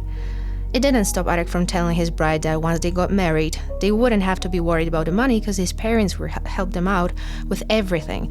And I don't know how he imagined this whole bullshit go any longer, because he didn't break off the engagement. He actually proceeded with marrying his wife, and he must have realized that the truth about the money in his family must come out at some point. And it sure did. Shortly before their wedding day, the bride saw Arek's apartment for the very first time, and she was shocked. I believe that it was the same apartment that, a few years later, he will share with his mother. It was disgusting back then as well, and to be honest, I'm surprised that Arek's future wife didn't run away at that point. After they got married, they rented a flat, but only managed to live there for a couple of months simply because they didn't have money for rent. And they had to move out. I don't know where they went. It's possible that back to Arek's mother's place, because it was said that the wife didn't have a great relationship with her mother-in-law, so maybe their moving into this pit of her apartment made the whole situation even worse. Moving on, they needed money. The wife was still going to school, as I said. They could be about 19 and 21 respectively when they got married, so it was up to Arek to find a job and support both of them financially. He figured he could be a taxi driver. He took a loan of $24,000 to buy a car that he never even tried to pay off. He never became a taxi driver. He never made any step towards becoming one except for getting a car. So they still had no money. They had debt now, and Arek didn't feel like getting a job. And somehow, he was angry at his wife for that, for the situation they were in. And emotional abuse started. It was about time for a divorce, after only a few months of marriage. In court, Arek tried to convince the judge that his marriage failed because of his wife's infidelity. And as proof, he described a situation when the wife got some very expensive flowers that they definitely couldn't afford. So to him, it was obvious that she got the flowers from her lover. The wife discovered the truth when she was moving out and found a receipt from a flower shop in Arek's belongings. So he sent her the flowers, only to accuse her of infidelity, which never happened. 2 years after they tied the knot, their marriage was officially dissolved. Arkadiusz didn't give up on love, though. One day, in 2004, so already a few years after his divorce, he met a woman of his dreams. She worked in a grocery store as a cashier, and her name was Anna. This Anna. Beautiful Princess Anna. Back then, though, it was more like a sad Princess Anna because she had just found out that her husband had cheated on her. So she was vulnerable in her own way, in a very dark place in her life. Her marriage was falling apart, and she had a very small kid. So, unbeknownst to him, Arek met her right in time when she could believe pretty much anything he would tell her, because she so desperately wanted to be comforted and to feel safe again. Their affair started. For a moment, Anna felt that she was getting equal with her husband, who betrayed her first. She enjoyed spending time with Arek, who was charming, loving, caring, would take her out on dates and tell her a beautiful story of their future together. He might have actually felt something for Anna because she wasn't rich and she had a kid, and yet he decided to pursue her, Plus, every girlfriend after her would eventually be compared to Anna, who apparently, in Arek's eyes, was someone special, the epitome of a beautiful, feminine woman. Arek didn't suspect that one day Anna would want to get back together with her husband. The married couple decided to fight for their relationship, and therefore Anna wanted to break things off with Arek. The thing was that she knew about her husband's infidelity, but he didn't know about hers. Arkadiusz, utterly heartbroken, humiliated, and angry, planned revenge. During their many meetings, Arek was taking pictures of Anna, including nude ones, and when she said it was over for them, he started to threaten that he would take his own life, and then, when that didn't work, he started to blackmail her with her nude pictures. Anna was terrified. She didn't want to lose her husband, as well as her reputation, especially as a mom to a small kid, so she felt trapped. She figured her only option was to keep seeing Arek from time to time so that he could get what he wanted, and at the same time, her family would be safe and intact. When the police found Anna and asked her, among other things, when she last saw Arek, the story she would tell the police, answering this question made the police officers pretty much sure that Arek was responsible for the disappearance of Edyta Wieczorek. Anna got a text from Arek on the 11th of November 2005, Independence Day, and at the same time probably the day after Edyta was murdered. In the text, Arek informed Anna that he would be waiting outside the grocery store where she worked at 10 p.m. because this is when she was finishing her shift. That's odd, by the way, that the store was open on Independence Day, but maybe it wasn't.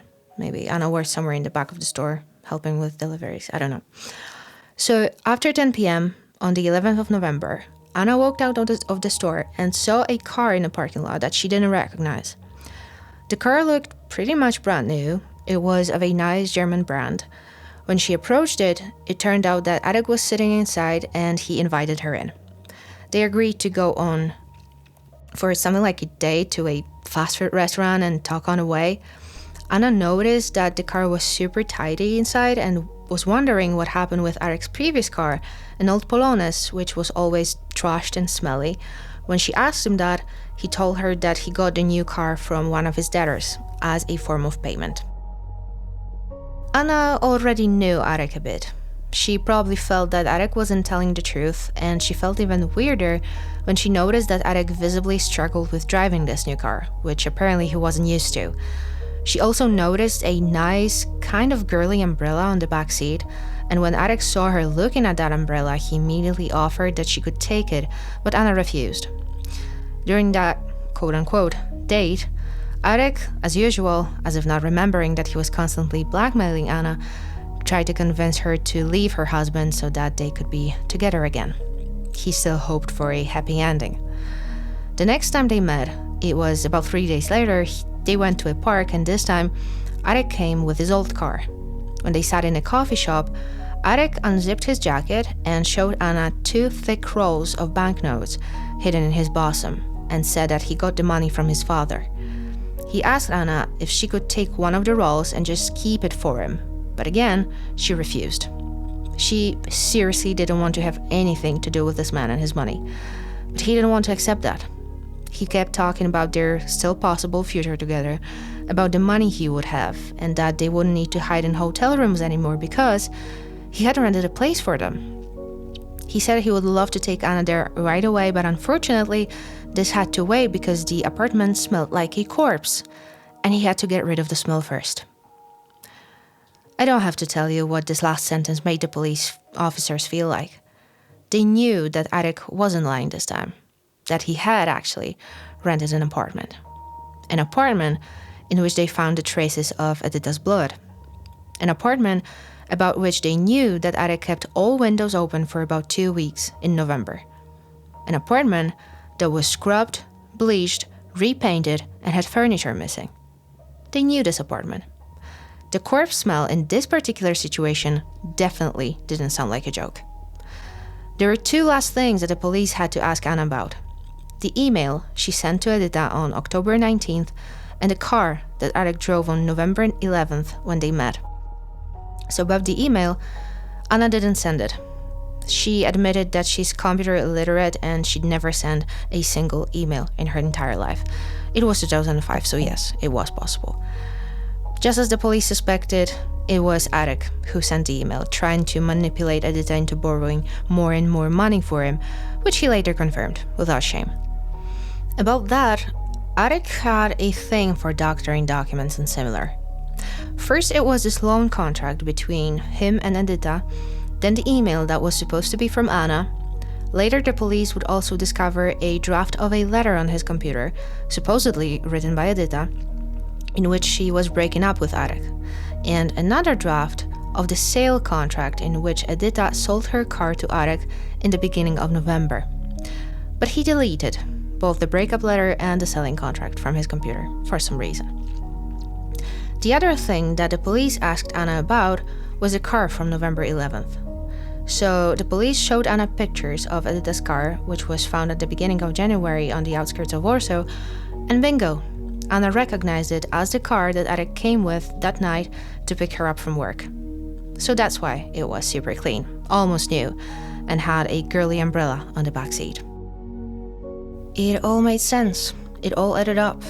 Based on the data collected from BTS stations, telecom providers, as well as computers of both Edyta and Arek, plus the DNA tests and testimonies of witnesses, the police and the prosecution managed to reconstruct the chain of events that led to the disappearance of Edyta Wieczorek and her more than probable death. The woman was scammed into taking loans on behalf of her boyfriend, who managed to gain her trust and seduce her. She gave him all the money she collected. There were receipts from her bank that proved that, as well as her text to Arek retrieved from the telecom provider, in which Edyta was informing her fiancé that she would be bringing cash for him when they see each other the next time. There were also testimonies of her colleagues and family members who gave her cash and knew what it was for. Unfortunately, lending money in cash is much harder to prove than wiring it. The money was supposed to be used to buy the computer equipment, but that never happened. The BTS station's data confirmed that on the day of the transaction, Arek never left Warsaw. Instead, he rented a flat that he never intended to move into, paid for it with the money from Edyta, then invited her over. She thought it would be a romantic dinner night, but it turned into the last day of her life. Edyta was most likely killed on the 10th of November. This is when her phone went completely silent. The very next day, Arkadiusz met with his lover/ex-girlfriend, Anna, and he was already in possession of Edyta's car that day, and later joked about the corpse smell in his rented flat. Somewhere in the meantime, Arek must have disposed of Edyta's body. There was absolutely no mention in the sources regarding whether or not the residents of the Antoni Magiera street had been interrogated, whether they had seen anything suspicious. Maybe they saw Arkadiusz carrying out some bags or pieces of the wall unit that he had permission to get rid of, and maybe used it to cover the traces of the murder. Between the 10th and 14th of November, Arek went to Ząbki and robbed Edyta's apartment. Also, more or less during that time, he managed to get rid of the wall unit in the new rented flat. He also scrubbed, bleached, and repainted it using about 700 liters of water. After that, he kept the windows and the balcony door open for about 2 weeks, despite the cold weather. Having reported that Edyta had gone missing with his money, as he claimed, he kept spreading misinformation about her, not even trying to actually look for her or help her family find her. He kept referring to her in the past tense, kept spending her money, and proceeded with more internet affairs, looking for new victims. Meanwhile, when the police were investigating the case, the family tried to trace Edyta down on their own. For a while, they believed that the woman was still alive, even though it seemed completely unrealistic that Edyta would abruptly leave her family, her job, her entire life. However, the more information the police discovered about Arkadiusz, the less the family and friends of Edyta believed that they would ever see her again. But they had to keep looking for her, dead or alive. As usual, when it comes to a missing person case, the family turned to psychics. And I have already said that once in one of my episodes, but I will say that again. I understand why the family that is looking for any clue on their loved one hopes they'll find answers in psychics' visions. I totally get that. What I will never understand, however, is how those psychics keep feeling good about themselves knowing that those visions are all bullshit, and what they do is just rip grieving and vulnerable people of their money. Which, of course, no surprise, is what happened here. The family heard a few versions of what happened to Edyta. Those versions were more ridiculous than one another and oftentimes contradicted each other, and at the same time, they were very expensive. What a nice way of making money. As I mentioned earlier, Arek was arrested on February 14th, 2006, whereas the trial started in January of 2008. So the prosecution kept a dangerous man off the streets for 2 years and had time to gather more evidence to support the indictment. 4 charges were brought against Arkadiusz Bareja, including 2 unrelated to Edyta, that is, hiding documents of a military real estate agency where apparently Arek worked for a moment and couldn't resist stealing some papers from there. He was also charged with possession of ammunition for a gas pistol without a permit. And the other 2 charges were, of course, the murder of Edyta, financially motivated, which matters in the Polish criminal code. Such a motive can cause an increase in penalty. And the other one was money extortion totaling almost 80,000 zlotys. After he was arrested and before the trial started, Arek was sent to a mental health facility to get assessed. And just like many perfectly mentally healthy people, Arkadiusz tried to convince everyone that he was in fact mentally ill. He tried to convince the doctors that he had hallucinations. He would be telling stories about his time in Croatia as one of the United Nations soldiers, where he claimed he was injured but survived, which was supposed to prove that he was immoral. Some time ago, I read an interview with one of the best forensic psychiatrists in Poland, Dr. Jerzy Pobocha, who said that after years and years of his practice, he could confidently state one thing: that a person who is actually mentally ill will do everything in their power to try and act normal, not to let anybody else know that there might be something wrong with them. Conversely, when you have a criminal charged with a murder, for example, but with no history of psychiatric treatment in the past, and suddenly they start to act crazy, often exaggerating symptoms of illnesses they know very little about, this might be the best proof that mentally wise, everything is okay with the patient. That doesn't mean, of course, that this person has no personality disorders, any sort of neurodivergency, things like this, but being an evil person is not a mental illness. Even being a psychopath or a sociopath is not a mental illness. In the case of Arkadiusz Bareja, it turned out that he was a megalomaniac, misogynist, and egocentric. He was manipulative, lacked empathy, and was unable to delay gratification. None of those things is mental illness, though. Some, if you looked at them together, like egocentrism, manipulation, lack of empathy, and inability to delay gratification, might indicate that Bareja was simply a sociopath. But again, this is a personality disorder, not an illness, and it can be fixed. So, having been pronounced in full possession of his senses and ready to stand trial, Arek lost his chance to escape the responsibility for the crimes he committed due to insanity. As I already said, the entire case was circumstantial, because there was no eyewitness to the crime, there was no murder weapon, there was no body of the victim. Edyta has never been found, and in all honesty, we can't be 100% sure, even today, how she died. Although the fact that she is dead is pretty much undisputable. There is no other logical explanation for her sudden disappearance, given her lifestyle, the very close relationship with her family, her work commitments, and the fact that over the last few months of her life, she was, in general, very happy and in love, and she would be the last person who would want to run away from everything and everyone. If, for example, she found out in November that Arek deceived her, that their entire relationship was a scam, I'm absolutely sure that she would be utterly heartbroken. But the way she would behave, and this is of course only my speculation, but what I think she would do is confide in her best friend, or her mom or sister, even though she would probably feel ashamed or even dumb. But she doesn't seem like the kind of person who would coldly cut off everyone in her life and stay silent and distant from them for 20 years. Nowhere in the sources have I found information on her passport, whether she had it or not, whether it was missing from her apartment or not. But I believe it's a standard procedure to check if her passport was missing and if a person named this and that traveled abroad on the days when Edyta went missing. And bear in mind, it was 2005, so the year when Poland was still outside the Schengen zone. So if Edyta left the country, there would be a trace of that since she wouldn't be able to cross the border without producing her passport to the border guards. Unless we were to assume that she used fake documents or crossed the border somewhere illegally, but that sounds like a very tall conspiracy theory in my opinion. So the trial started, and Arkadiusz, of course, pleaded not guilty to all 4 charges. He also used his right not to answer any questions from the prosecutor and the judge. He remained perfectly indifferent during all the hearings, even the most disturbing ones, where Edyta's family members testified or the forensic experts. Edyta's mom cried during her testimony and called Arek a parasite, which I agree is a very neat one-word summary of what Arkadiusz really is. Just so you know, he remained his mother's parasite even when he was locked up in remand prison.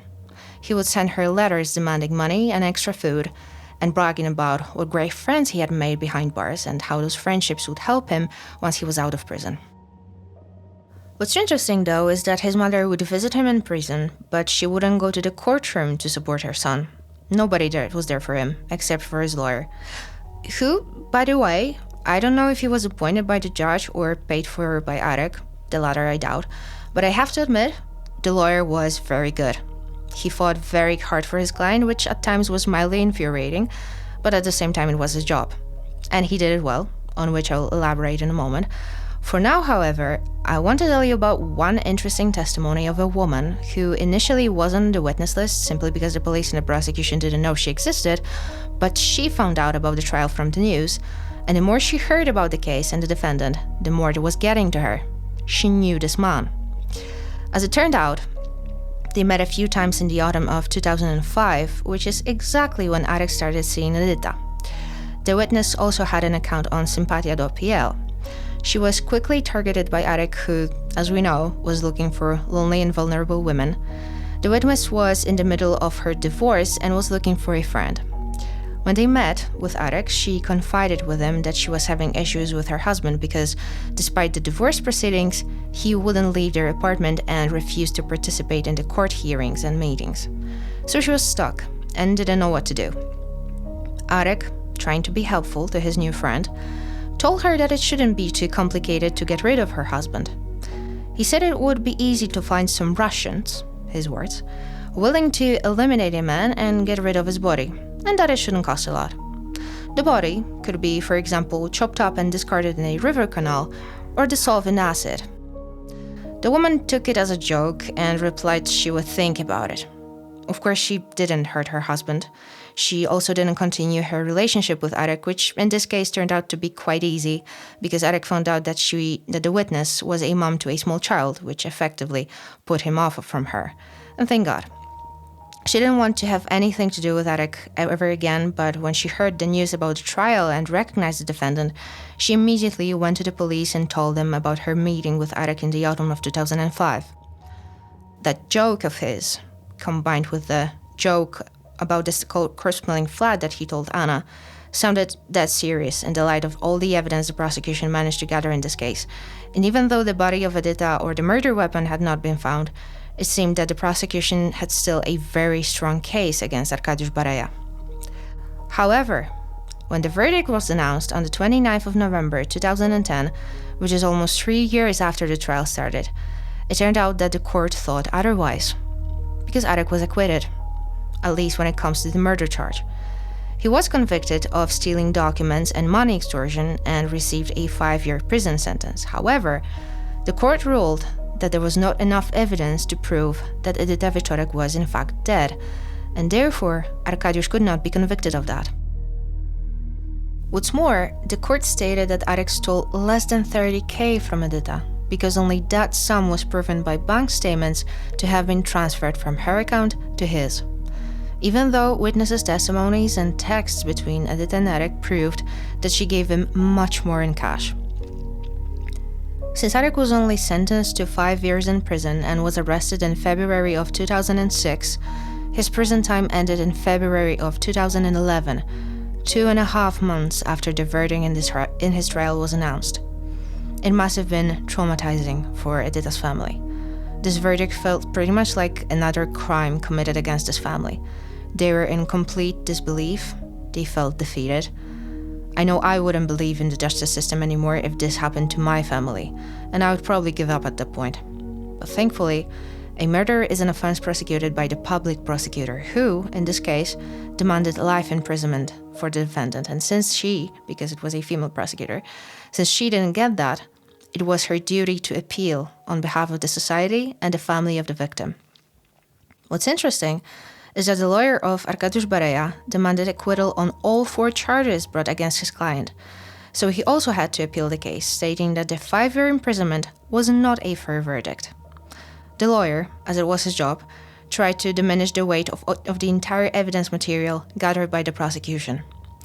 He stated that it couldn't be determined if Edyta was dead, and if so, if she was killed by his client. He considered this unlikely because many ladies that Arkadiusz would have interactions with considered him a charming, lovely man. So what, he was supposed to be a killer all of a sudden? When I heard that, he said those words on TV, I was like, dude, yeah, do you think that killers can't be nice, especially when they want something from their victim? Like, seriously. Moving on, the lawyer stated that it was brave of the prosecution to demand life imprisonment for a person who was potentially not guilty. He insisted that Edyta could just run away from her life. We have already talked about this possibility and how unlikely it was. She could have been kidnapped, and yet nobody called for a ransom. She was also, I'm sorry to be brutally honest, but too old to be kidnapped to work at a brothel somewhere in Europe. She could have been attacked by someone completely random. Sure, but then we would have found the body by now. I elaborated on that possibility when I talked about the case of missing Anna Garska. And lastly, she could have died of natural causes at 31. And again, where is the body?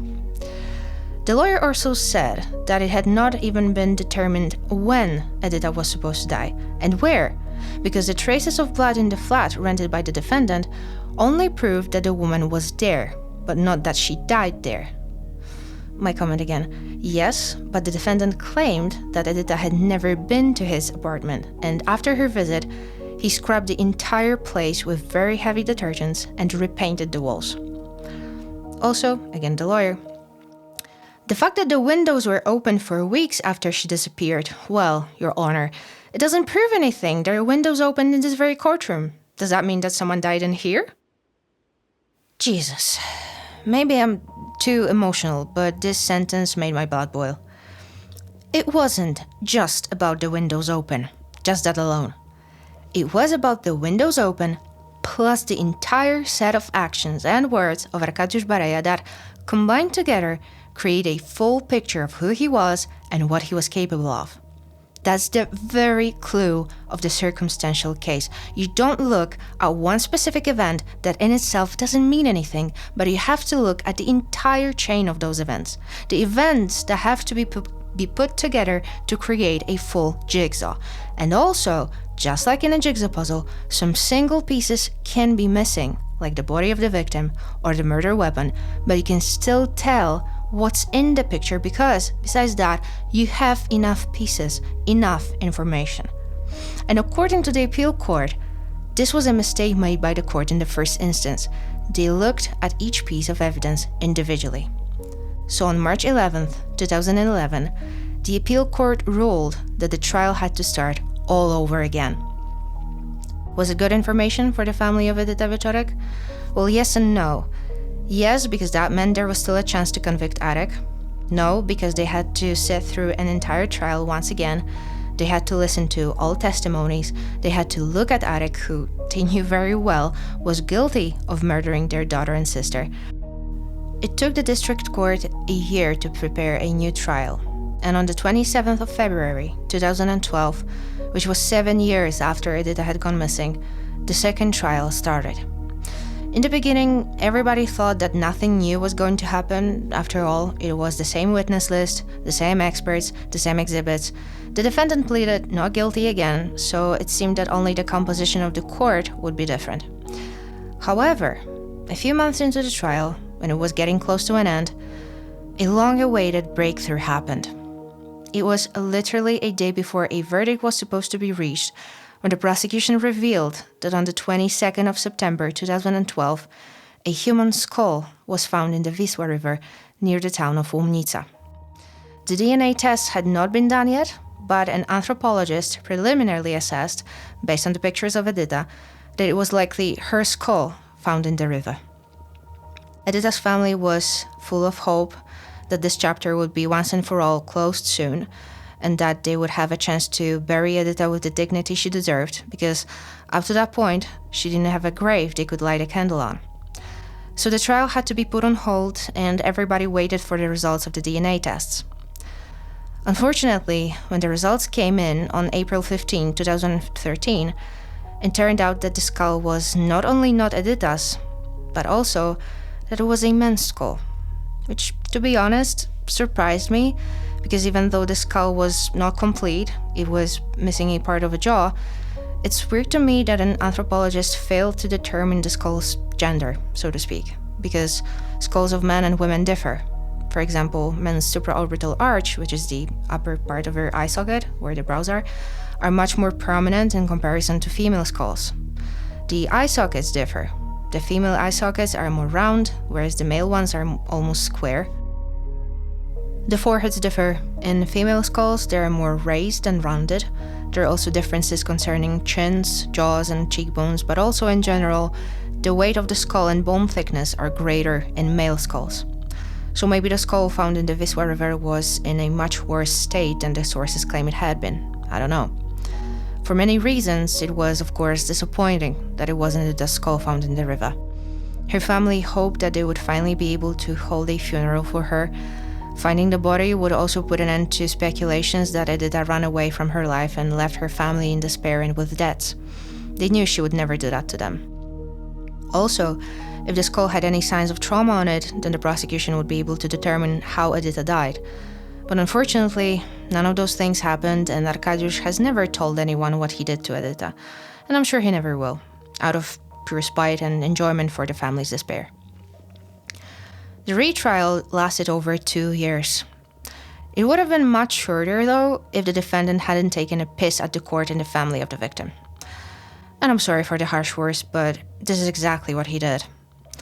After he was released from jail, having served his time for money extortion in 2011, Arek was not arrested once again when the retrial started. It was assumed that he would simply turn up in court and sit through all the hearings. But at some point, when the trial was nearing its end and the verdict was soon to be announced, Arek disappeared. The judge couldn't announce the verdict without the defendant present because Arkadiusz clearly stated that he wanted to be present during the verdict announcement. If the court announced the verdict regardless, that would be a ground for appeal. On the day when the verdict was supposed to be announced, in September 2013, the defense attorney received information from his client that he wouldn't be able to get to court today because he had been admitted to a hospital. Barea claimed appendix issues, which might end up in a surgery, and God knows how long his stay in a hospital might be. So the court asked the hospital for the medical documentation of the defendant. As it turned out, Arek released himself from the hospital shortly after the verdict announcement day, completely healthy, and the only diagnosis on his card was a tummy ache. Not even on the side when the appendix is. The next court date was appointed for October. And guess what? Arek was back in the hospital. This time, the problem was much more serious: the kidneys. But no, not an infection or anything. Now, fasten your seatbelt because you're about to hear the most stupid excuse ever. So Arek claimed he had 4 kidneys and 2 renal systems. The judge got pissed and issued an arrest warrant.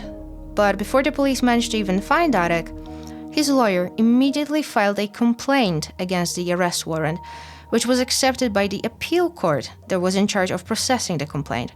What's interesting, Arek was present in the appeal court during the hearing regarding the arrest complaint. He seemed completely healthy, despite having 4 kidneys and 0 dignity or respect for the judicial system. He had great fun, and in the meantime, Edyta's family was fully aware of what he was doing and why. There were 3 other court days appointed, and Arek didn't turn up at any of them. Another arrest warrant was issued. The police kind of tried to find him, and by kind of, I mean they knocked on his door twice and he either wasn't there or didn't open. The entire situation was a joke. It lasted about 6 months, and when finally, in March 2014, it was the 6th attempt to convict Arek, Arkadiusz Bareja was brought to court by the police, and the judge was literally about to open his mouth to tell Arek that he was going to jail for the rest of his life. Arek pretended he was fainting. And the judge, because he wasn't a doctor and he didn't want to be responsible for Arek's well-being in case it turned out that the man was actually ill, had to call an ambulance to court. That was unbelievable. That was too much. Everyone was fed up with it. The judge decided that the next court session would be the last, and before Arek was brought to court from the remand prison, he was supposed to be examined by the doctor. Of course, Arkadiusz tried to trick the prison doctor that he was ill. For example, before the court session date, Arek tried to harm himself by putting objects in places on his body where no objects should be put. He tried to inject some liquids into his veins, but all in all, that didn't work, and he was assessed by the doctor as perfectly fit and ready for court. On the 24th of June 2014, it finally happened. Arek heard the verdict in his case. He was sentenced to life imprisonment, which was long awaited and long overdue, but all in all, worth it. Of course, Arek's lawyer immediately appealed the verdict, claiming that again, there is no proof that it was Arek, and so on and so forth, but fortunately, the appeal court upheld the life imprisonment verdict in force exactly on the 11th of February 2015, almost 10 years after Edyta died.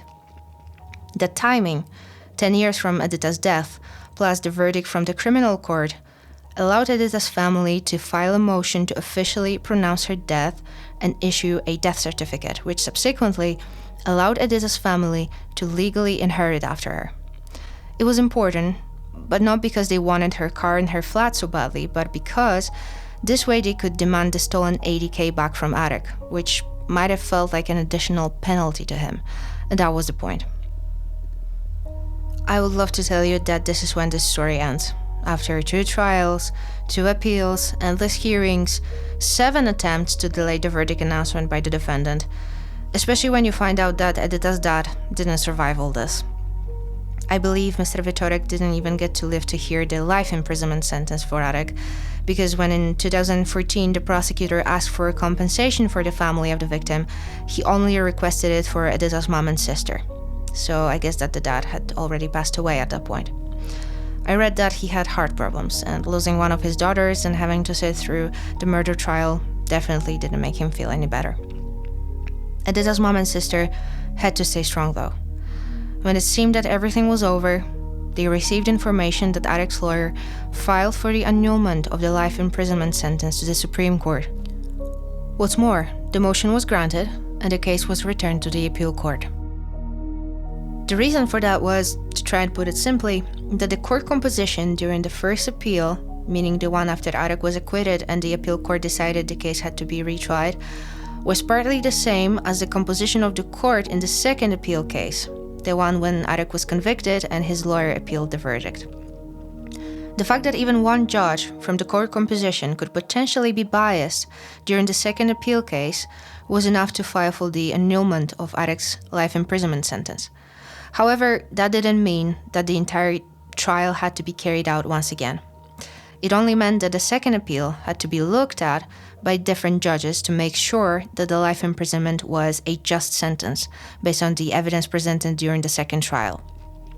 So the appeal court looked at the second verdict once again and decided that the district court made the right decision. Arek should have been sentenced to the life imprisonment, and that's why on September 21st, 2016, 11 years after Edyta died, the case was officially, once and for all, over, and Arek's sentence was upheld, this time without any mistakes or possible biases. Even though I'm relieved that justice was served in this case, this still remains one of the most heartbreaking cases to me.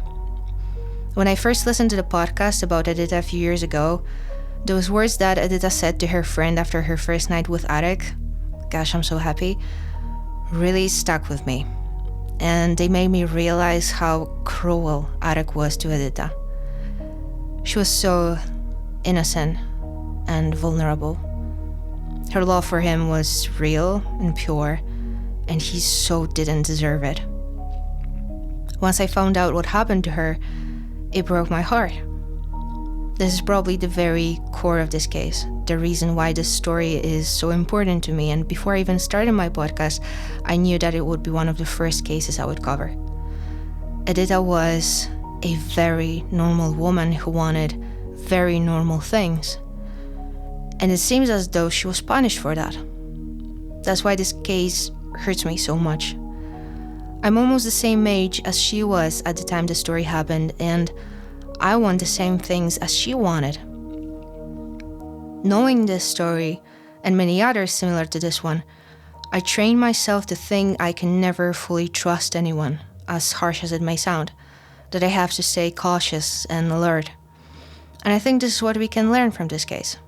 Staying alert, both for ourselves, but also for our friends who, floating on cloud 9, might not realize that something is off about the person they're dating. There were a few red flags that we can see in Arek that we can learn from. For example, the secrecy of their relationship, the fact that Edyta wasn't allowed to tell anyone anything about Arek. If your relationship is genuine, the person you are with, the person who loves you, should want to tell the whole world that you are together because they feel so lucky to have you. If the person you're seeing wants to keep it a secret for some reason, 9 out of 10 cases, they're already married or in any other relationship, and that's the best case scenario. Another important thing, and that's why I think I used it as the title of this episode, is if something seems too good to be true, it probably is. How easy it was for Arek to create an alternative version of his life in 2005. Imagine how easy it is today, when you can fake everything. Be skeptical, or quoting Crime Junkie podcast, be weird, be rude, stay alive. Ask questions, verify information. If something feels off, run, trust your gut.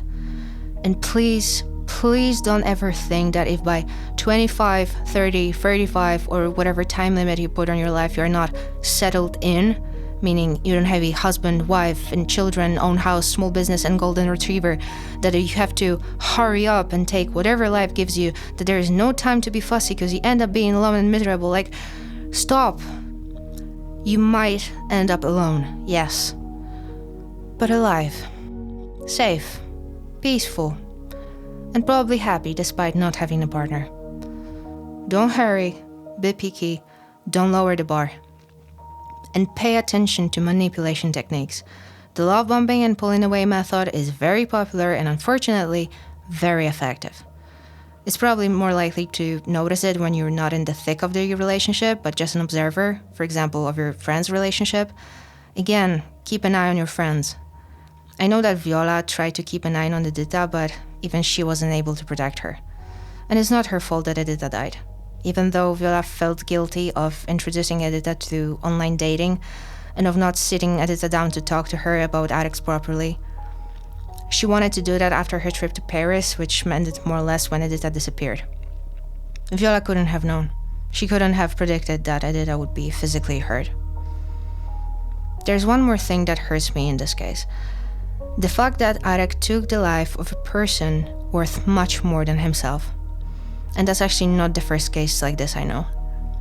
Often most valuable people, those who have the most to offer in this world, be it their brains, ideas, talents, or even just a very kind heart, like in this case, are those who get mercilessly killed by people who bring nothing to this world. That was the case of Michał Wysek, a genius math student killed by 2 bored teenagers in 1997.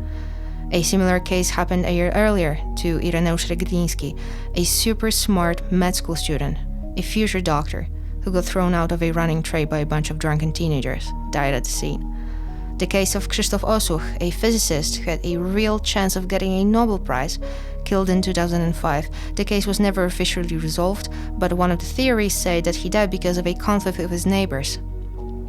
The case of Wiktoria Jankowska, a unique, world-class harp player, raped and killed in 2013 by a drunkard technical worker of the Philharmonic Hall where Victoria was about to give a concert.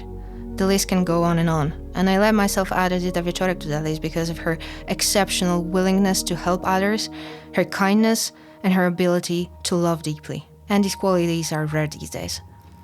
Arek made the world a poor, sadder place without Edyta, and he'll never realize that. Okay, that would be it when it comes to Edyta Wieczorek. May she rest in peace. The next episode will be, as promised, the third part of the Miłość S series. I just don't know when. For now, take care, and I hope we'll hear each other in the next episode.